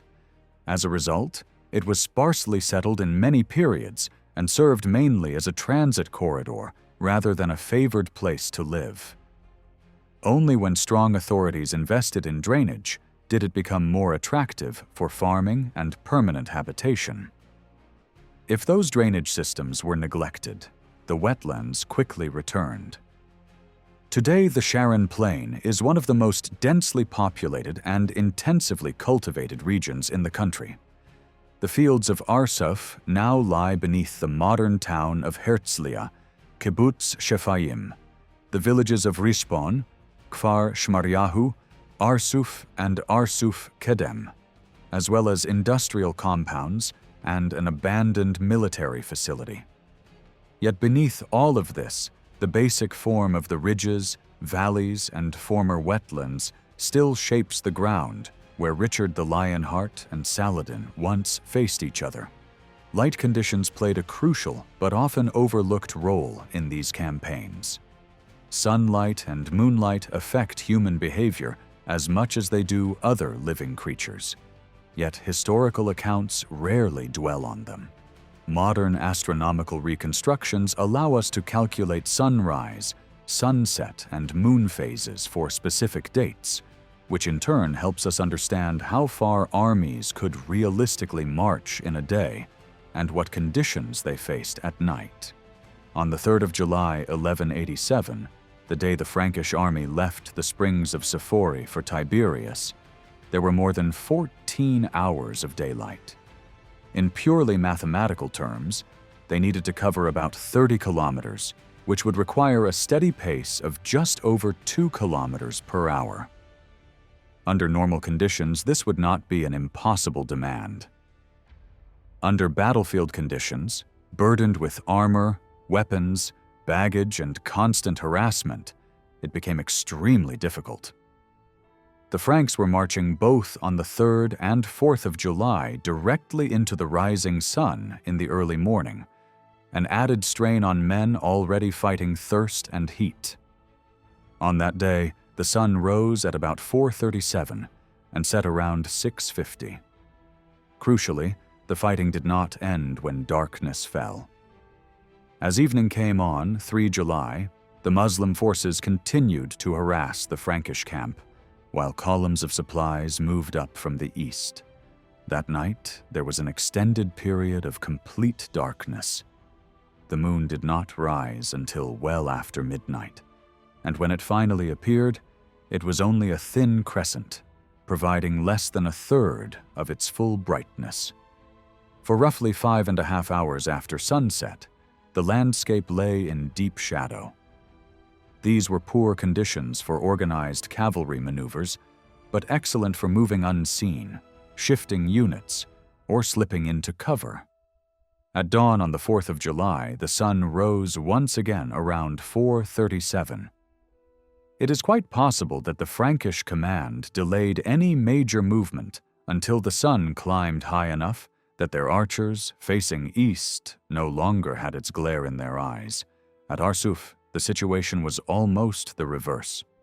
On the night before the battle, the moon was full, and the sky would have been very bright. On the 6th of September, 1191, the sun rose at about 5:22 and set near 1750, granting roughly 12.5 hours of daylight. Had the armies not clashed near Arsuf, the Crusaders would have faced a hard march of roughly 20 kilometers south to Jaffa, under constant pressure from skirmishers. The full moon that night rose shortly after sunset and stayed in the sky until after sunrise. Under such conditions, both sides could in theory have operated almost continuously through the night riders could move safely, but the same bright light would have deprived them of concealment from enemy archers. During the daytime march toward Arsuf, the Crusader column moved south with the sea on its right, while Muslim archers rode to the east, shooting with the morning sun behind them and directly into the faces of the Latin forces. Once again, commanders may well have timed major movements to avoid the worst glare. When we look at the question of water, the scale of the Frankish disadvantage at Hattin becomes even clearer. Everyone agrees that the Muslims controlled the main sources along the Sephori-Tiberias road, and that this, combined with the slow progress of an overloaded army under July heat, pushed the Latins to the limits of endurance. Scholars have debated which water sources were briefly reached by the Franks and then abandoned. The small spring at Turan has often been proposed, but its physical setting makes this unlikely as a meaningful resource for a large army. The spring of Turan emerges from a plastered cave at the end of a narrow gorge about 1.5 kilometers long and roughly 60 meters wide. There is almost no open ground around the outlet where large groups of men and animals could gather.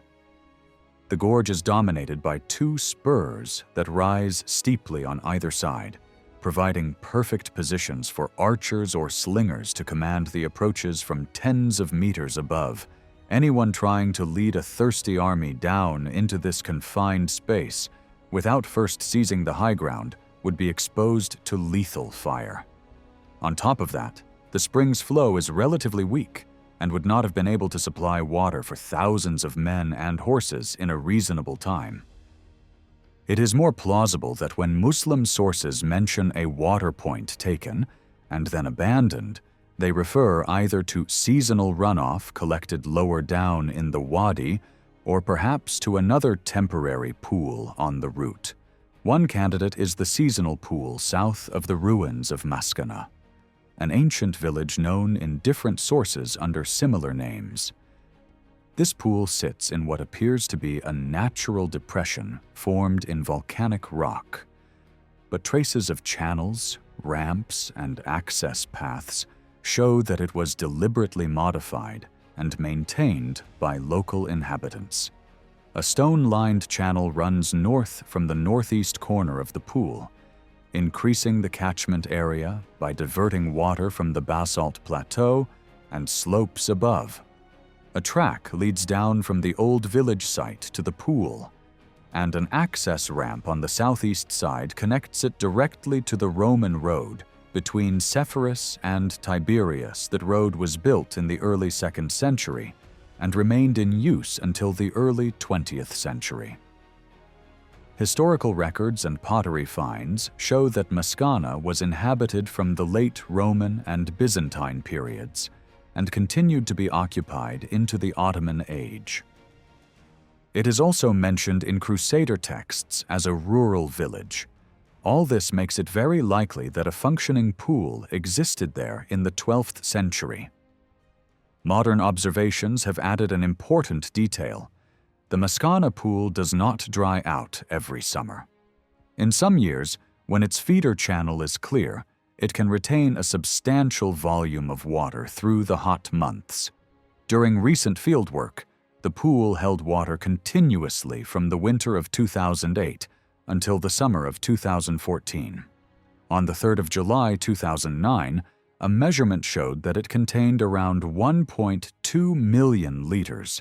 A typical warhorse, weighing a little over half a ton, needs about 27 liters of water each day when not working extremely hard.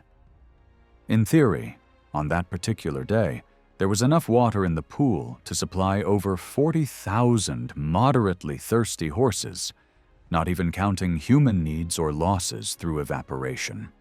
Along the Roman road and across the Lubia and Hattin plain, there are several smaller seasonal pools, though these are far less impressive and likely to dry out early in the season.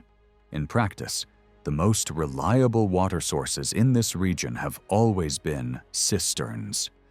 The local climate makes rainfall precious, and over many centuries, rural communities dug countless underground reservoirs to trap and store it.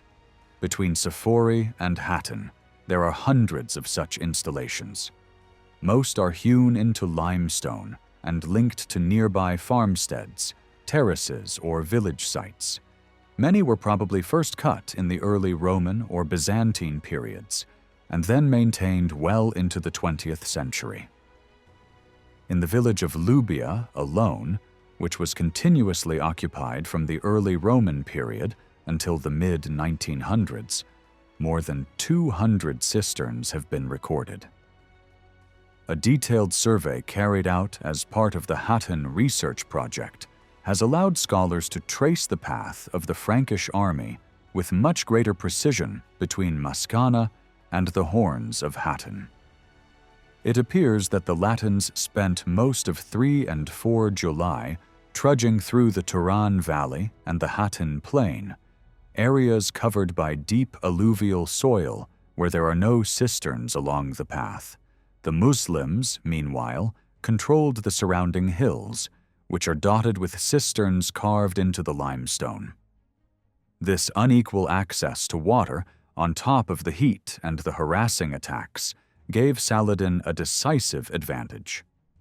7 cisterns, of which one still functions, have been identified in the immediate Maskana area alone.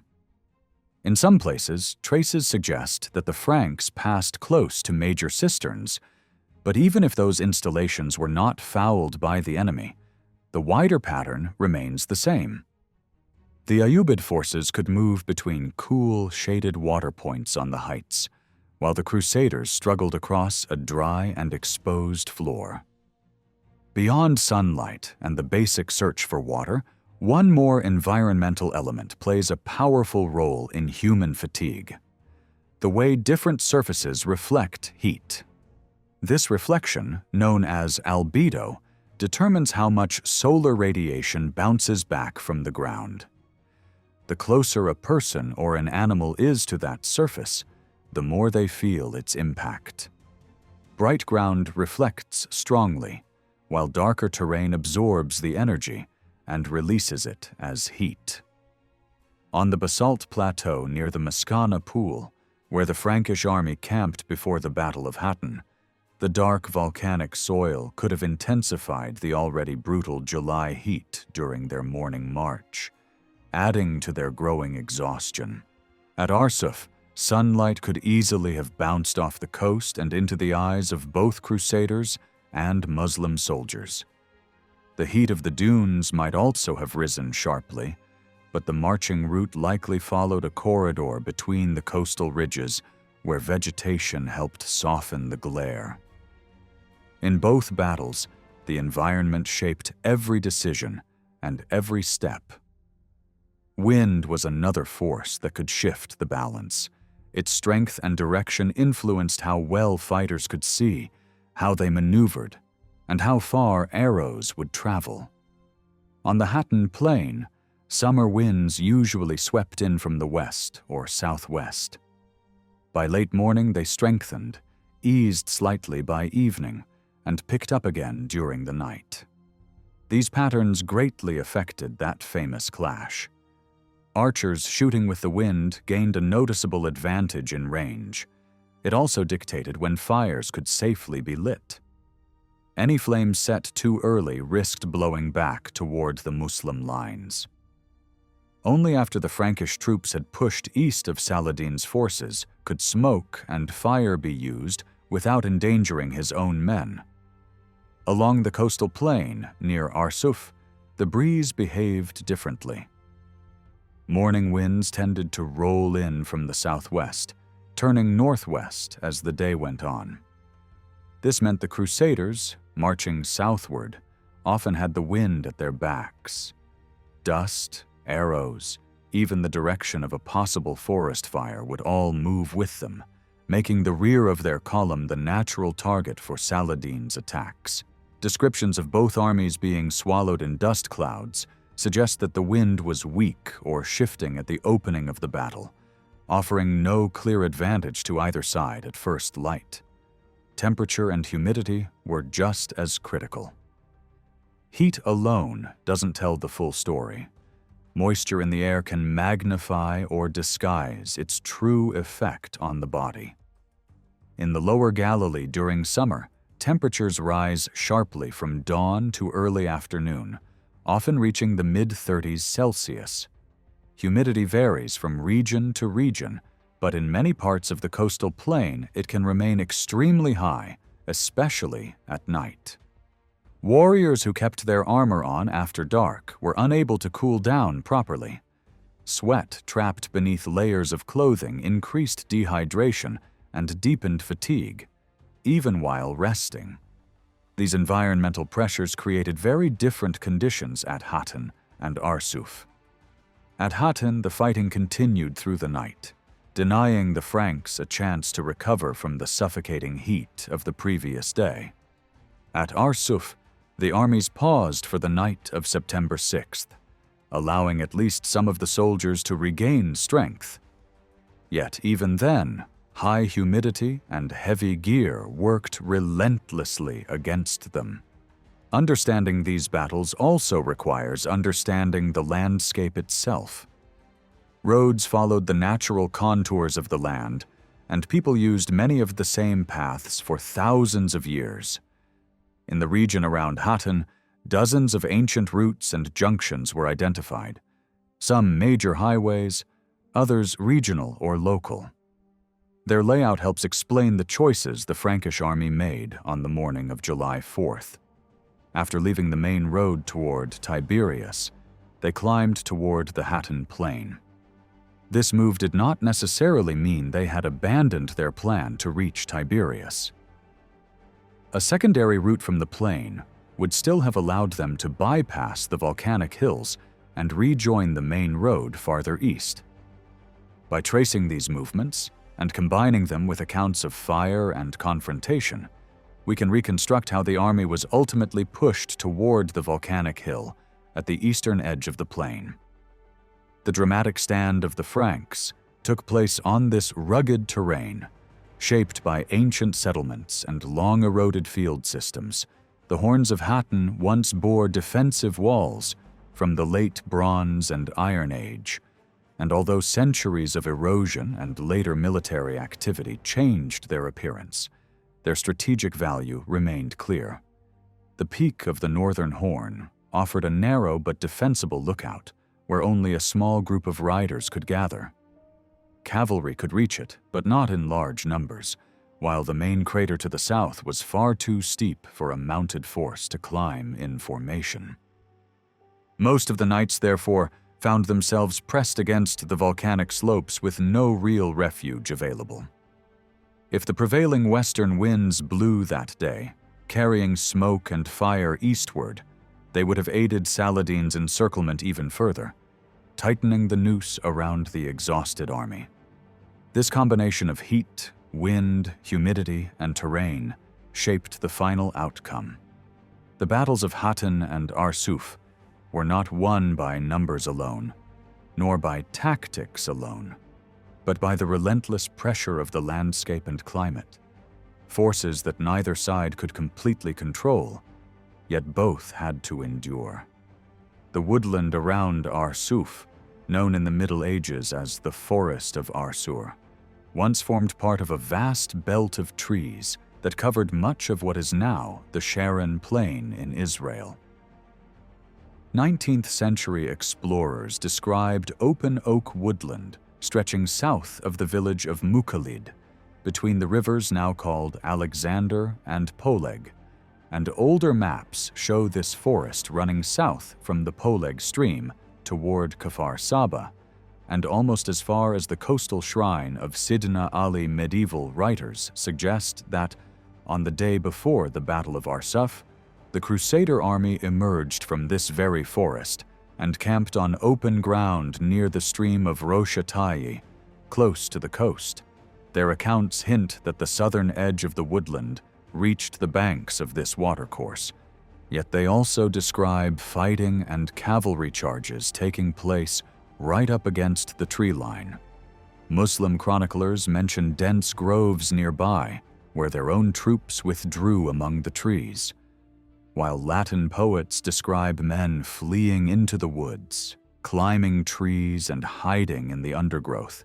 Taken together, these testimonies do not just evoke a dramatic setting. They help trace the approximate western boundary of a forest that has long since disappeared. Modern archaeological work has added another layer of clarity. Detailed surveys carried out in the shallow valley between the first and second coastal ridges, just northeast of the ruins of Arsuf, indicate that this is the most likely location of the battlefield. Although the agricultural land around Arsuf has been heavily altered by modern development, researchers set out to see if any physical remains of the fighting survived within the reconstructed landscape. A small cluster of metal finds, discovered close together, strongly suggests the presence of combat in this area. Some medieval narratives claim that the Crusaders chased their opponents for a long distance, even toward the sea. But when we combine the distribution of artifacts, the effective range of arrows, and the realistic distance of a heavy cavalry charge, a different picture emerges. it becomes far more plausible that the three great charges described in the sources drove eastward, stopping at the edge of the forest rather than racing all the way to the shoreline. In this way, written testimony and material evidence support each other, helping us not only to understand the course of the battle, but also to restore the outline of a lost woodland on the map of the past. The case of Arsuf shows how the study of climate, terrain, and archaeology can flow both ways. The environment shapes events, and the events, in turn, help us rediscover the environment. A similar blend of approaches is now being applied to another important site of the crusading period, Belvoir Castle. Ongoing research there aims to reopen questions about how the fortress was planned, built, and used, with special attention to the social and military world in which it took shape. Rather than arguing over labels such as concentric castle, enclosure castle, or double castrum, the work concentrates on core features that can be observed and analyzed directly. Central among these is the place of worship inside the castle.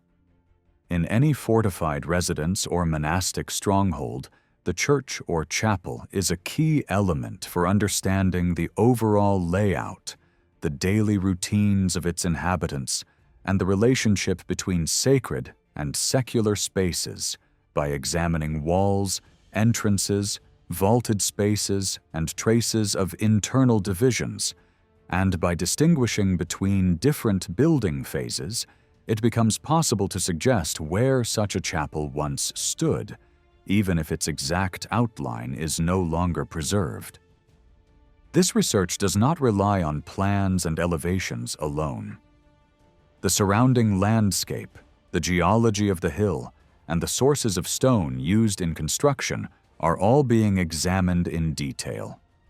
Recently surveyed quarries near the castle show where builders obtained their materials, and careful study of the masonry and stone types within the fortress links these sources to specific building campaigns. This, in turn, helps to date different parts of the complex and to understand which areas were most important at particular moments in its history. By bringing together architectural analysis, geological study, and surviving historical descriptions, scholars are beginning to sketch the likely form and character of Belvoir's chapel, and to compare it with other churches associated with the military order that held the site.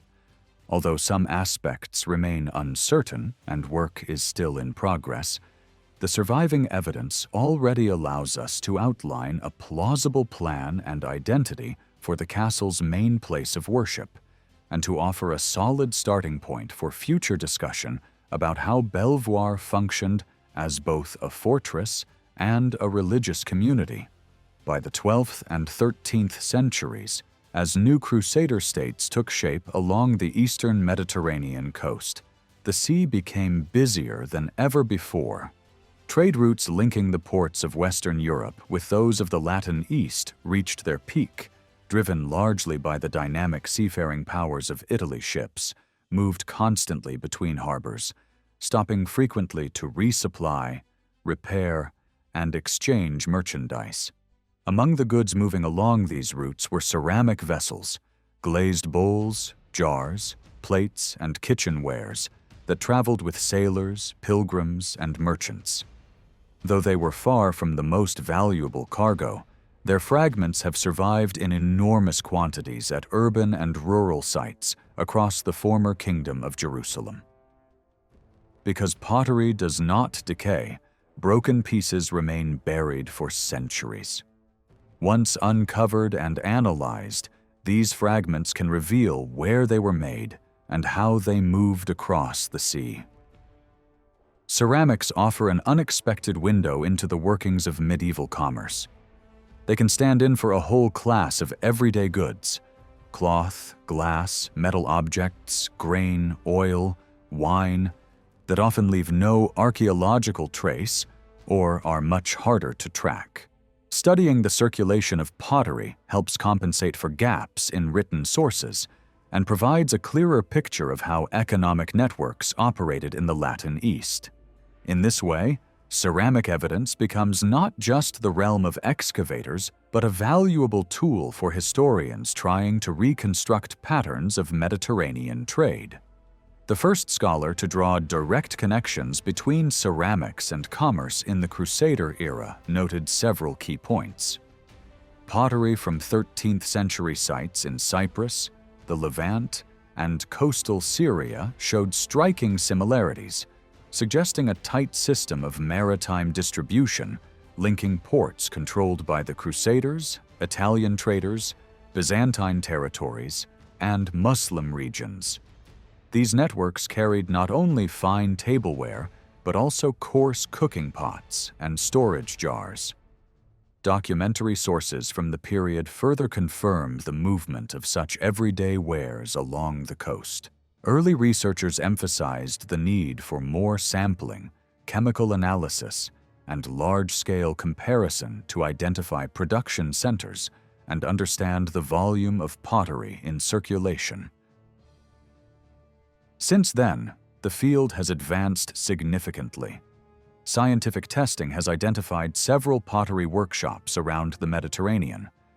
Comprehensive excavations at Acre and Jaffa, two major ports of the Latin Kingdom, have produced vast ceramic collections that allow researchers to map trade connections, track imports and exports, and understand how different wares were distributed. These findings form the foundation of current studies into the maritime economy of the Crusader states. To place this ceramic evidence in context, one must consider the wider world of medieval maritime activity. The reopening of trade routes between the Levant and Western Europe following the First Crusade had a transformative effect on European commerce.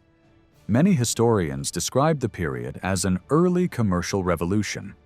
Italian maritime cities such as Genoa, Pisa, and Venice rose to dominance thanks to their sophisticated business methods and powerful fleets. Their ships supplied Crusader armies, enabled naval engagements, and ferried supplies to the east. In return, the Italians received extensive privileges: quarters in coastal towns, their own legal jurisdictions, warehouses, markets, and churches. Their influence spread along the entire Levantine coastline. By the early 13th century, merchants from Catalonia and Provence had also become active participants in these networks. Trade operated on several scales. Long-distance routes connected European ports with those of the Levant. Mid-distance routes linked the Levant with Egypt and Byzantine territories. Local trade, often called coastal tramping, involved small and medium ships sailing from one port to another, loading and unloading passengers and goods. Ships engaged in this activity belonged both to local traders and to larger European merchants. Acre and Jaffa, positioned along the central Levantine coast, became the main gateways of the Latin Kingdom. Jaffa served Jerusalem during the 12th century, while Acre developed into a thriving commercial capital in the 13th. Italian merchants controlled distinct quarters in these cities, shaping their economic life. Because so much pottery arrived by sea, it is essential to consider the ships themselves.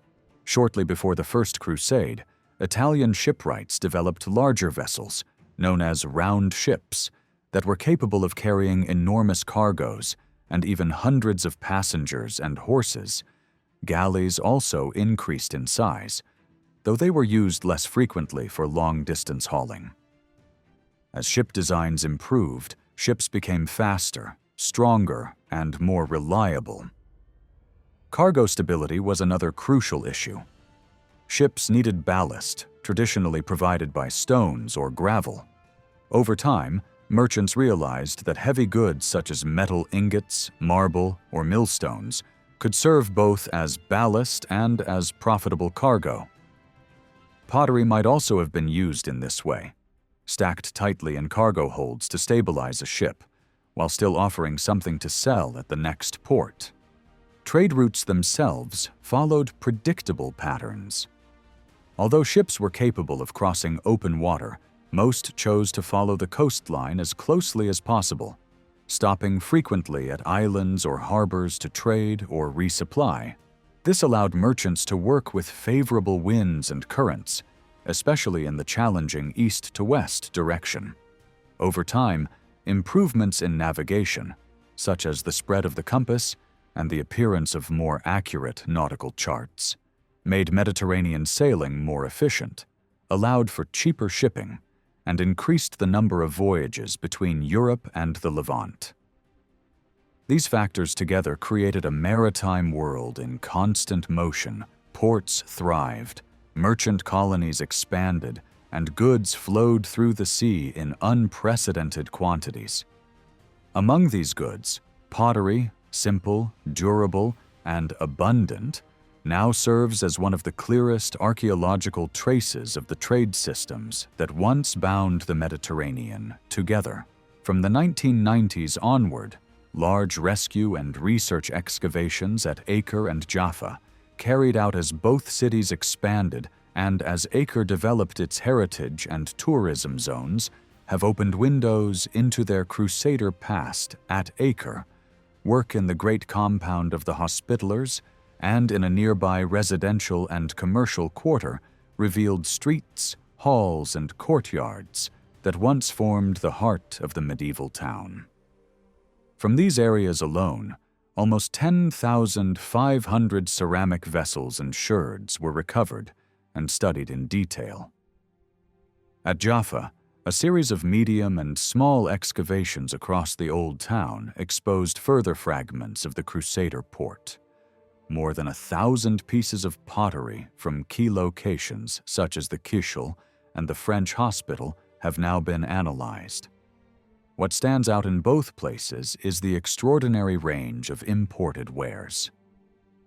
The finds include tableware, cooking pots, storage jars, and transport amphorae from all over the Mediterranean, including Western regions that had not previously been clearly identified in Crusader levels in the Levant. In order to turn this material into evidence for trade and shipping patterns, the pottery from Acre and Jaffa was sorted by where it was made. Researchers grouped the ceramics according to clay fabric and shape, comparing them with established typologies and with samples from known production sites.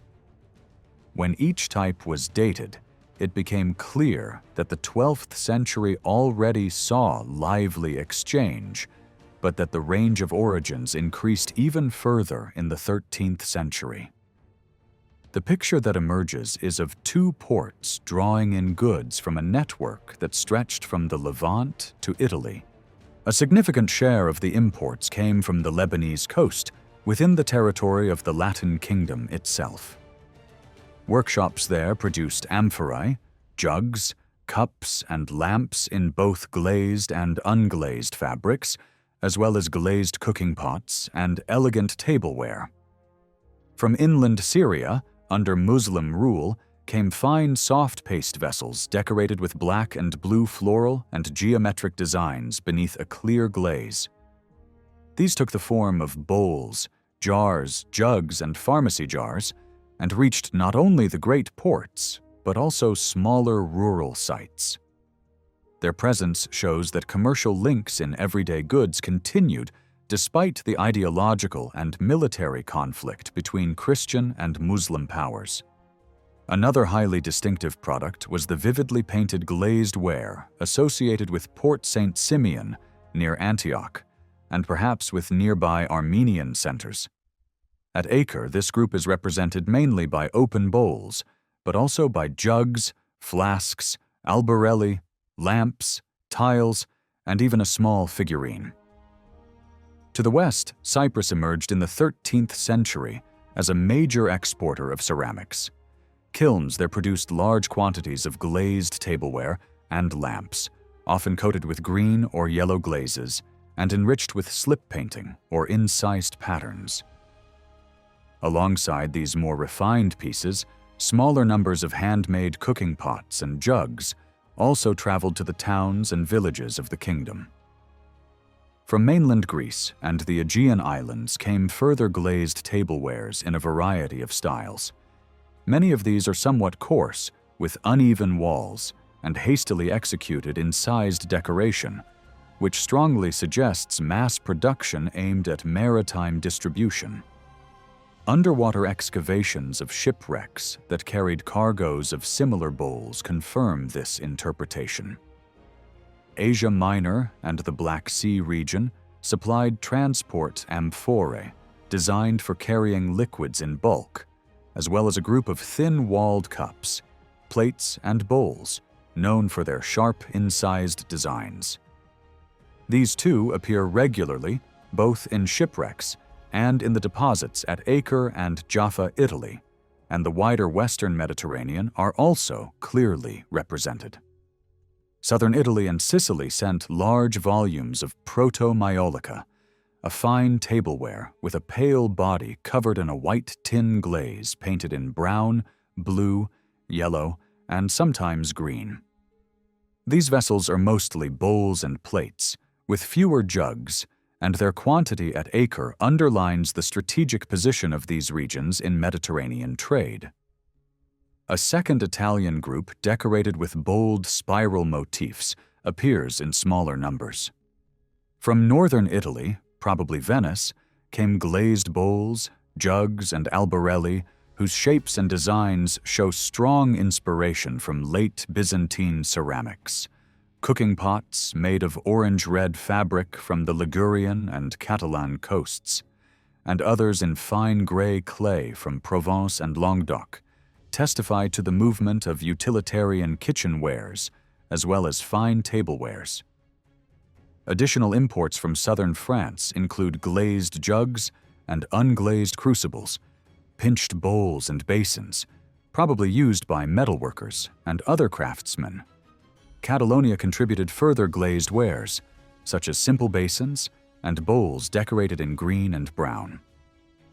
To the south, Tunisia, a natural stopping point for ships, supplied bowls, basins, and jugs painted in blue and brown that have been found not only in Acre and Jaffa, but also in Paphos, Alexandria, and western Mediterranean ports. Large jars with impressed decoration, sometimes glazed and sometimes not, reached the Levant from Spain or North Africa, and likely served both as containers for grain or liquid and as water vessels on board ships.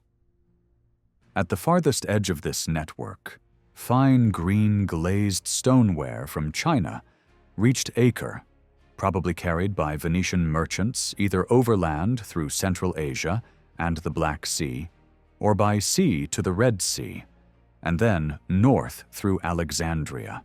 These luxury Celadon pieces were not merely passing through, but were actually used in the town, as shown by the contexts in which they were found. Identifying the origins of all these ceramics relied first on careful typology and stylistic comparison, and on linking specific wares to excavated kilns and workshop areas such as those at Paphos and Lemba on Cyprus.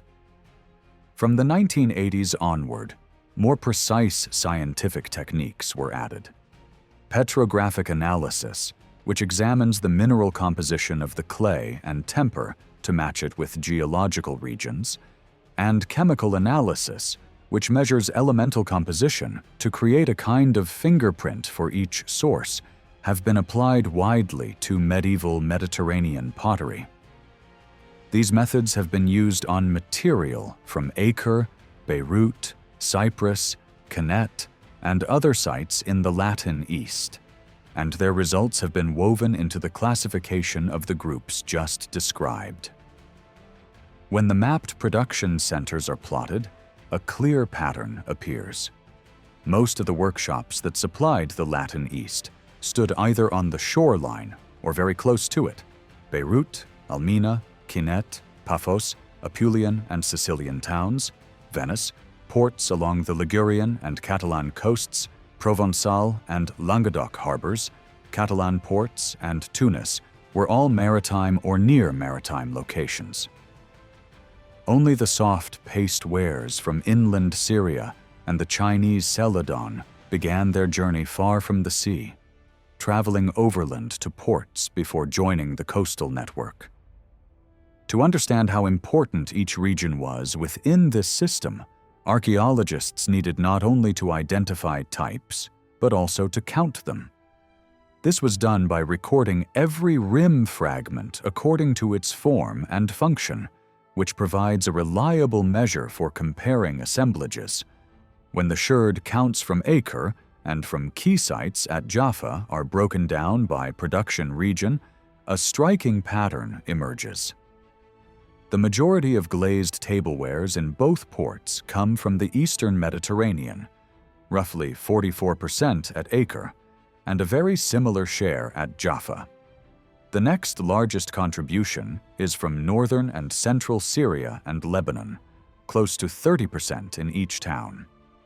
Italian wares follow with just over 20%.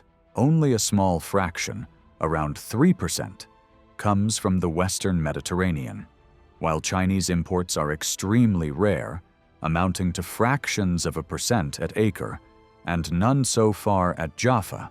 Taken together, these figures show that the ceramic imports of Acre and Jaffa were oriented above all toward the Byzantine and Eastern Mediterranean world, within a trade system where Italian maritime cities such as Genoa, Pisa, and Venice played a dominant role as carriers and intermediaries.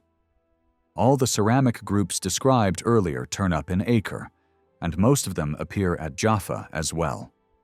When archaeologists sorted the Crusader pottery from these two ports, they divided it into two main phases.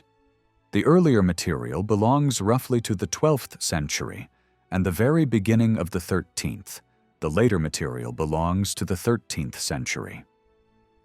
In the early phase, the balance between locally made wares and imported pieces is almost identical in both towns, with Jaffa showing only a slight tilt toward a higher share of imports. In the later phase, the proportions are again very similar, but this time Acre has a small edge in imported wares. That slight shift matches the political story. In the 12th century, Jaffa was the main port that served Jerusalem, capital of the Latin Kingdom.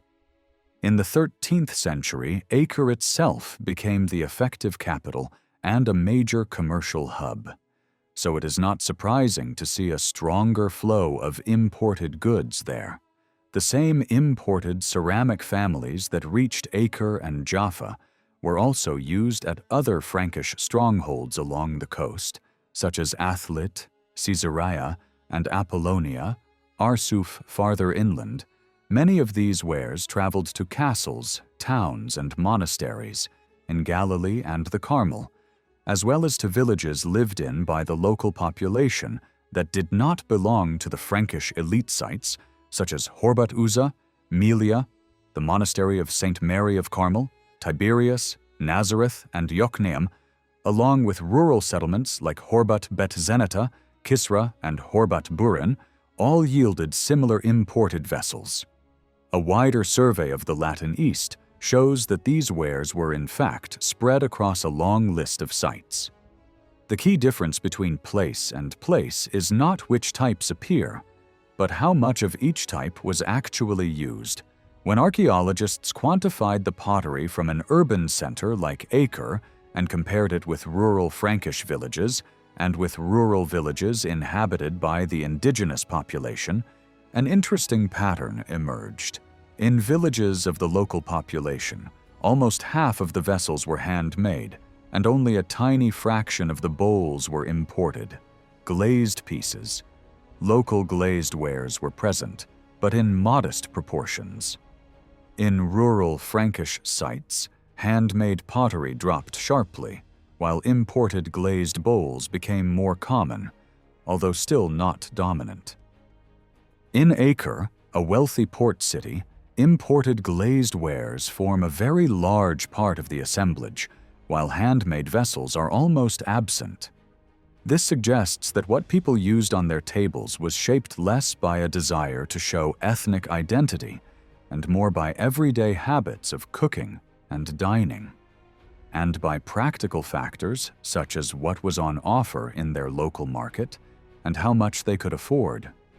The same ceramic groups that traveled into the Latin kingdom have also been found in ports all around the Mediterranean that took part in long-distance trade in the 12th and 13th centuries.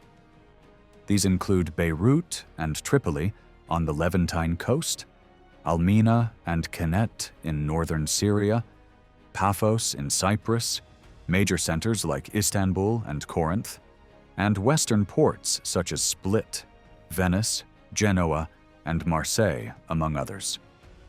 By looking at the relative quantities of imported wares by function in these places and in acre, it becomes clear which forms were most often shipped across the sea. When the vessels are sorted into glazed bowls, cooking pots, and transport jars, or amphorae, glazed bowls far outnumber the other categories. Cooking wares form a much smaller group, and jars and amphorae an even smaller one. The sheer number of fine glazed bowls points to their role as a standard cargo item, carried in what we would today call commercial quantities for individual dining and table use. Underwater archaeology confirms this picture. Shipwrecks from the same period in the Mediterranean and Black Sea have yielded large stacks of similar glazed bowls, clearly part of the cargo, rather than just the personal possessions of crew or passengers.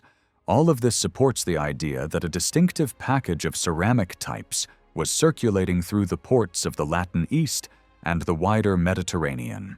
This shared package has been described as a kind of Mediterranean mix, a characteristic blend of imports that turns up again and again at major harbor sites.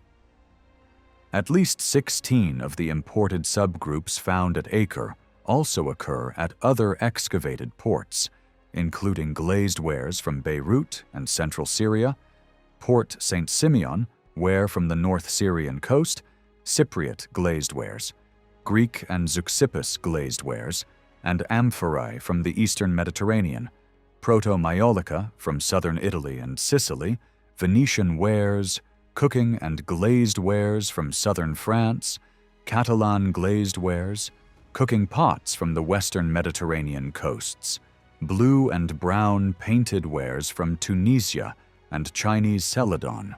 When the assemblage from Acre is compared with those from other major ports, the closest matches come from Marseille, Paphos, Venice, Genoa, Alexandria, and Almina. These were all significant trading cities or stopping points for the main maritime powers of the time. Other harbors, such as Kenet, Tripoli, Corinth, and Split, also share part of this mix but in less complete form. In some important ports like Beirut and Istanbul, the imported subgroups are present only in small numbers, probably because the pottery there has been less fully excavated or published so far. Two ceramic groups stand out as especially widespread: the glazed wares produced at various sites in Greece and the soft paste wares from central Syria. The Greek glazed bowls and plates are the most common finds in shipwrecks of the period, reflecting the reach of Byzantine influence and its maritime links. The Syrian soft paste wares likely came overland from their inland production centers to ports such as Acre and Beirut, and were then redistributed along the coast. Proto-Maiolica from southern Italy, and Sicily also appears at many sites, which fits well with the crucial role of Italian merchants and the strategic position of those regions on the main routes between West and East Port. St. Simeon ware and Zeuxippus wares are almost as widely spread, mirroring the heavy traffic along the Syrian coast and ongoing trade with areas once under Byzantine control. Cypriot glazed ware of the 13th century is very common in the Latin Kingdom and in ports to the southeast of the island, but appears only in small quantities to the north and west, and in tiny numbers in great western centers like Venice and Marseille. probably carried there in the holds of ships returning from the eastern Mediterranean. A final comparison between Acre, Alexandria, and Venice helps to sharpen our understanding of how these ports functioned. In all three cases, imported glazed wares have been counted in a similar way, which allows for a direct comparison. Both Acre and Alexandria show a very large increase in imported glazed pottery in the 13th century compared with the 12th. Venice, on the other hand, peaks a little earlier, and then, in the later 13th century, sees a decline in imports, along with a strong rise in locally produced glazed wares. By that stage, local ceramics there outnumber imported pieces many times over. In Acre and Alexandria, the picture is reversed. Imported glazed wares far exceed local ones and dominate the assemblages. At first glance, this might seem surprising. One might expect that the wealthy households of merchants in Venice would be surrounded by foreign and exotic tablewares brought back from distant voyages. Instead, what the pottery shows is that Venice relied mainly on its own productions, while transit ports such as Acre and Alexandria were saturated with imported goods. This suggests that the presence of imported ceramics is tied more to the volume and character of the trade flowing through a port than to the social status or specific demands of its residents. In places like Acre and Alexandria, ships offloaded large quantities of pottery in order to make room for other products being sent westward, using the Levantine ports as staging points in a wider commercial web. The ship owners and merchants did not usually return home with holds full of bowls and jars, but with more valuable and profitable cargo.